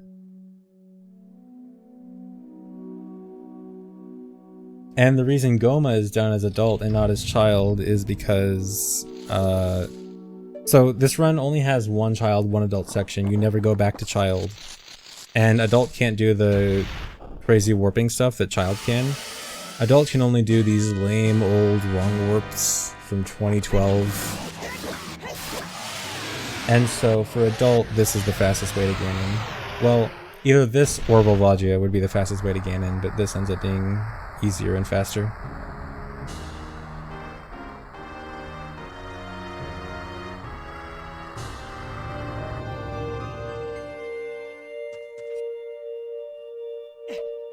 So I actually have to play Sun Song just to reload the room, just to get rid of the stone wall. So I'll just do a quick OI here.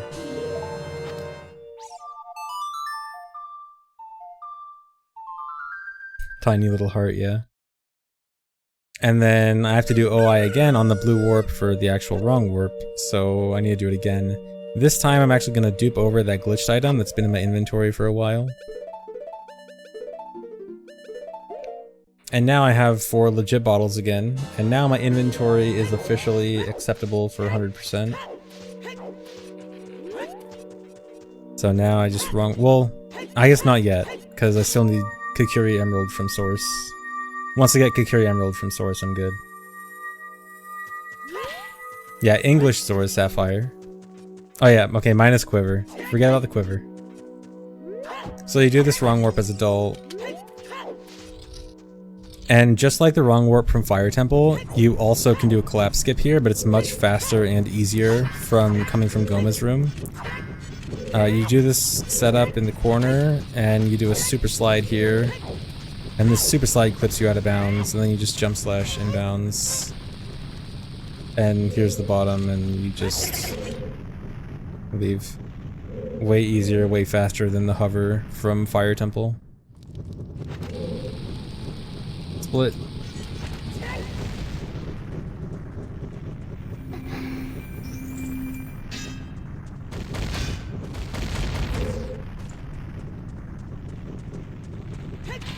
I'll get this split. Alright. These splits have been pretty terrible.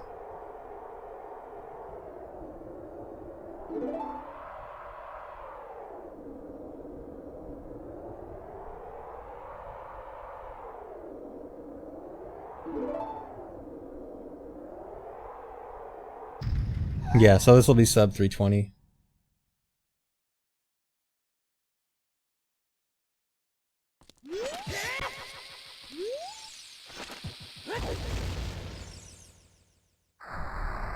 There's a handful of accurate ones. A few.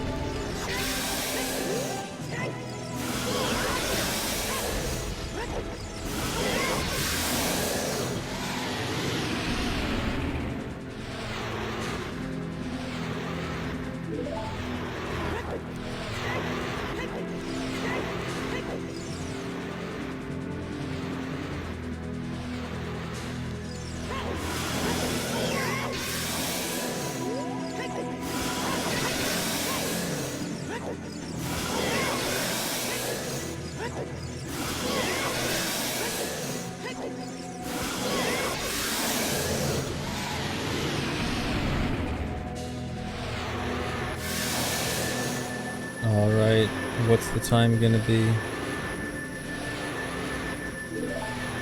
Sub 319.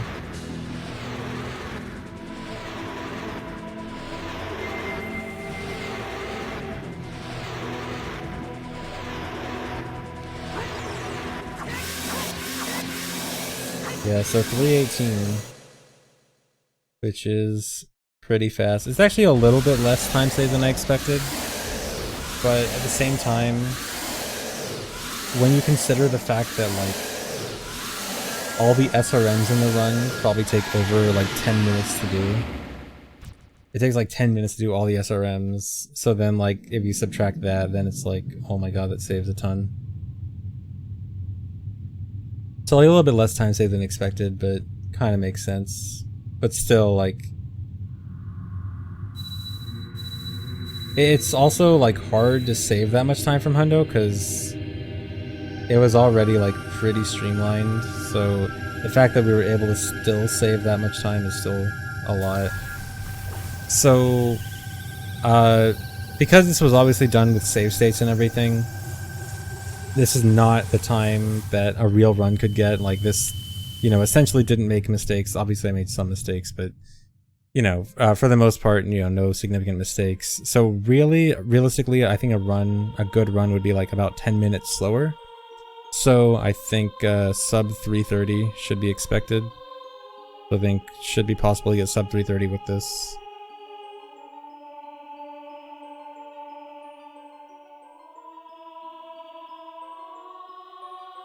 So yeah, this is quite a route. Also, I should probably shout out a bunch of people that helped with this.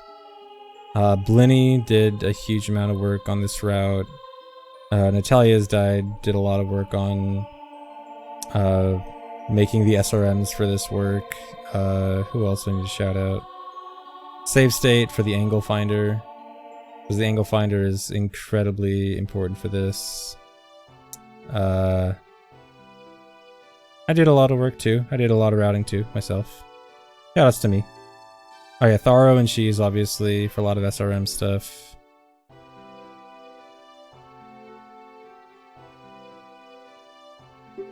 I gotta actually press... Oh no! I forgot I still have A on collision view. Do you guys recognize the collision view here? I've shown this off before.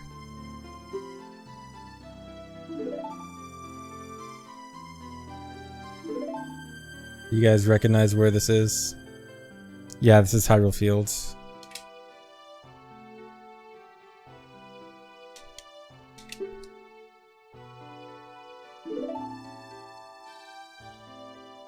Come on, camera, move. Yeah, so this whole cutscene actually takes place in Hyrule Field, just with all the collision invisible. This is what it actually looks like. Here, I'll do C up so I don't keep putting on Hitbox Viewer and Collision Viewer.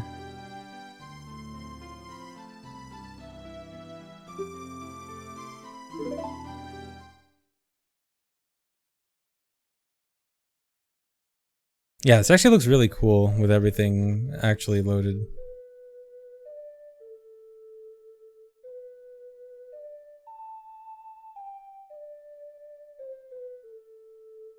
Well, I guess that doesn't look very cool. Looking at that pixelated background. Yeah, you can do text with C up. A, B, and C up are the buttons you can advance text with.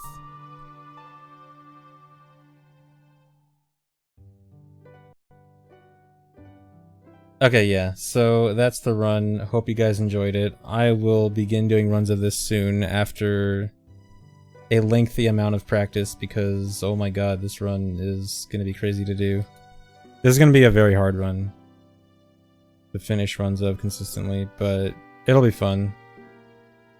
I think it'll be really neat.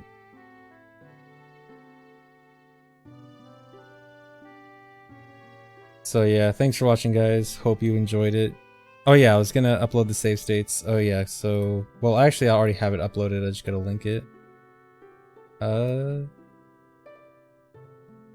Alright, so if you guys want to download the macro and save states used here, you can download it here. So that has all of the macro, that has both the macros, all of the save states, and also a watch file. Here. Come on. So the macros are in each of the parts, and the watch file also has relevant watches for the run. These down here mainly. And if you want to actually play this back on your own console, it has to be on VC.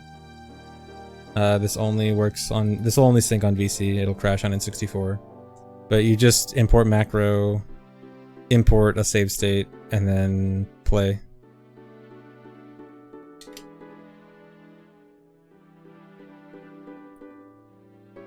So yeah, you guys can play this back on your own thing if you want. I don't think GZ version matters. I mean, latest version of GZ is obviously preferred. There's no reason to be on an older version, but I think as long as you're on a version that accepts macros period, like that has importing macros period, it should work. Yeah, there is GZ on N64, it's just that if you tried to play this back, there are things in this run that would crash.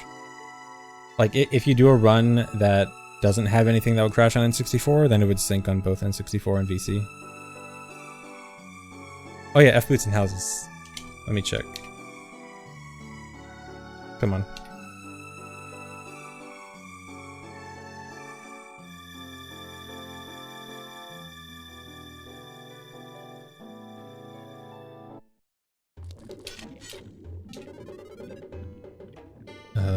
Should be this one.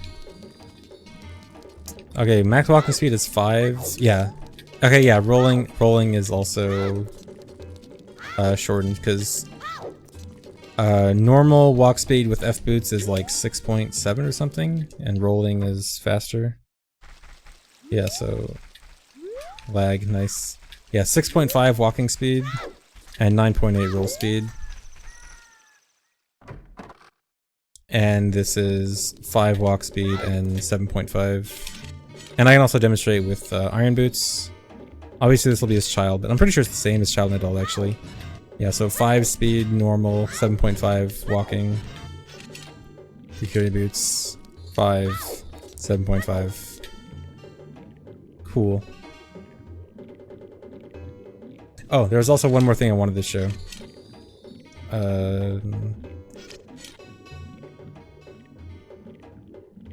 do I want to do this?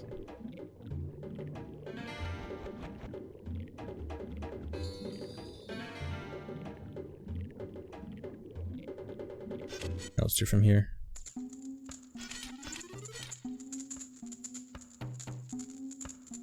So I was talking about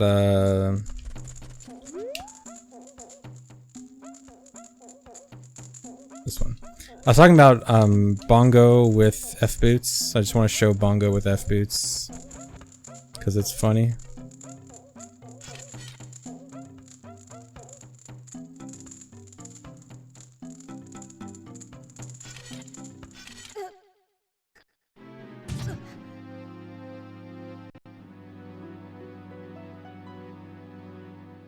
I think this is it.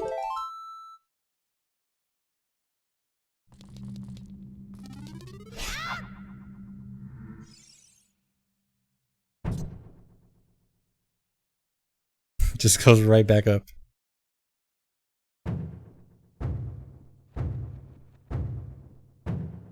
Just nopes out of there.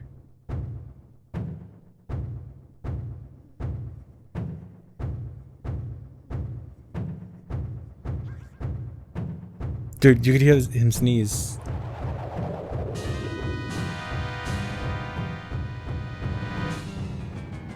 And now you're stuck up here. You can't even jump slash or anything. Can I pause? No, I can't even pause. Yeah, you're just soft locked. So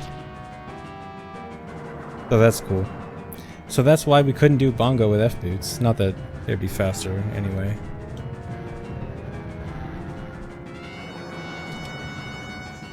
Okay, but yeah, hope you guys enjoyed. Thanks for watching. So I'm gonna upload this whole thing to YouTube and then start practicing for runs soon.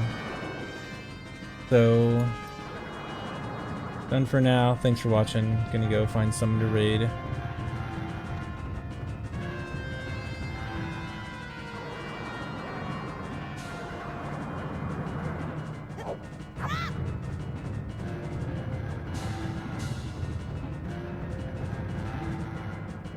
Yeah, it'll be on YouTube sometime tonight. It might take a while because I'm gonna have to upload the local recording instead of the Twitch recording.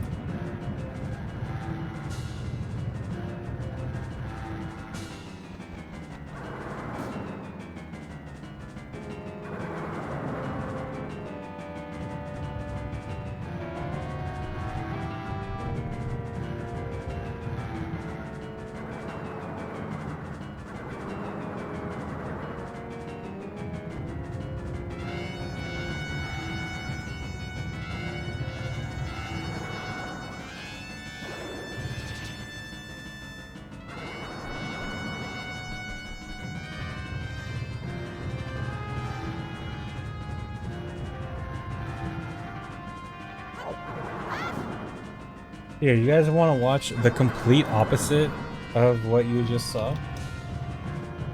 Go raid Danny. He's doing glitchless. The furthest thing from what just happened. If you guys need a break from the insanity that just happened, you can go calm down watching Danny do some good old glitchless. But thanks for watching, guys. I'll see you later.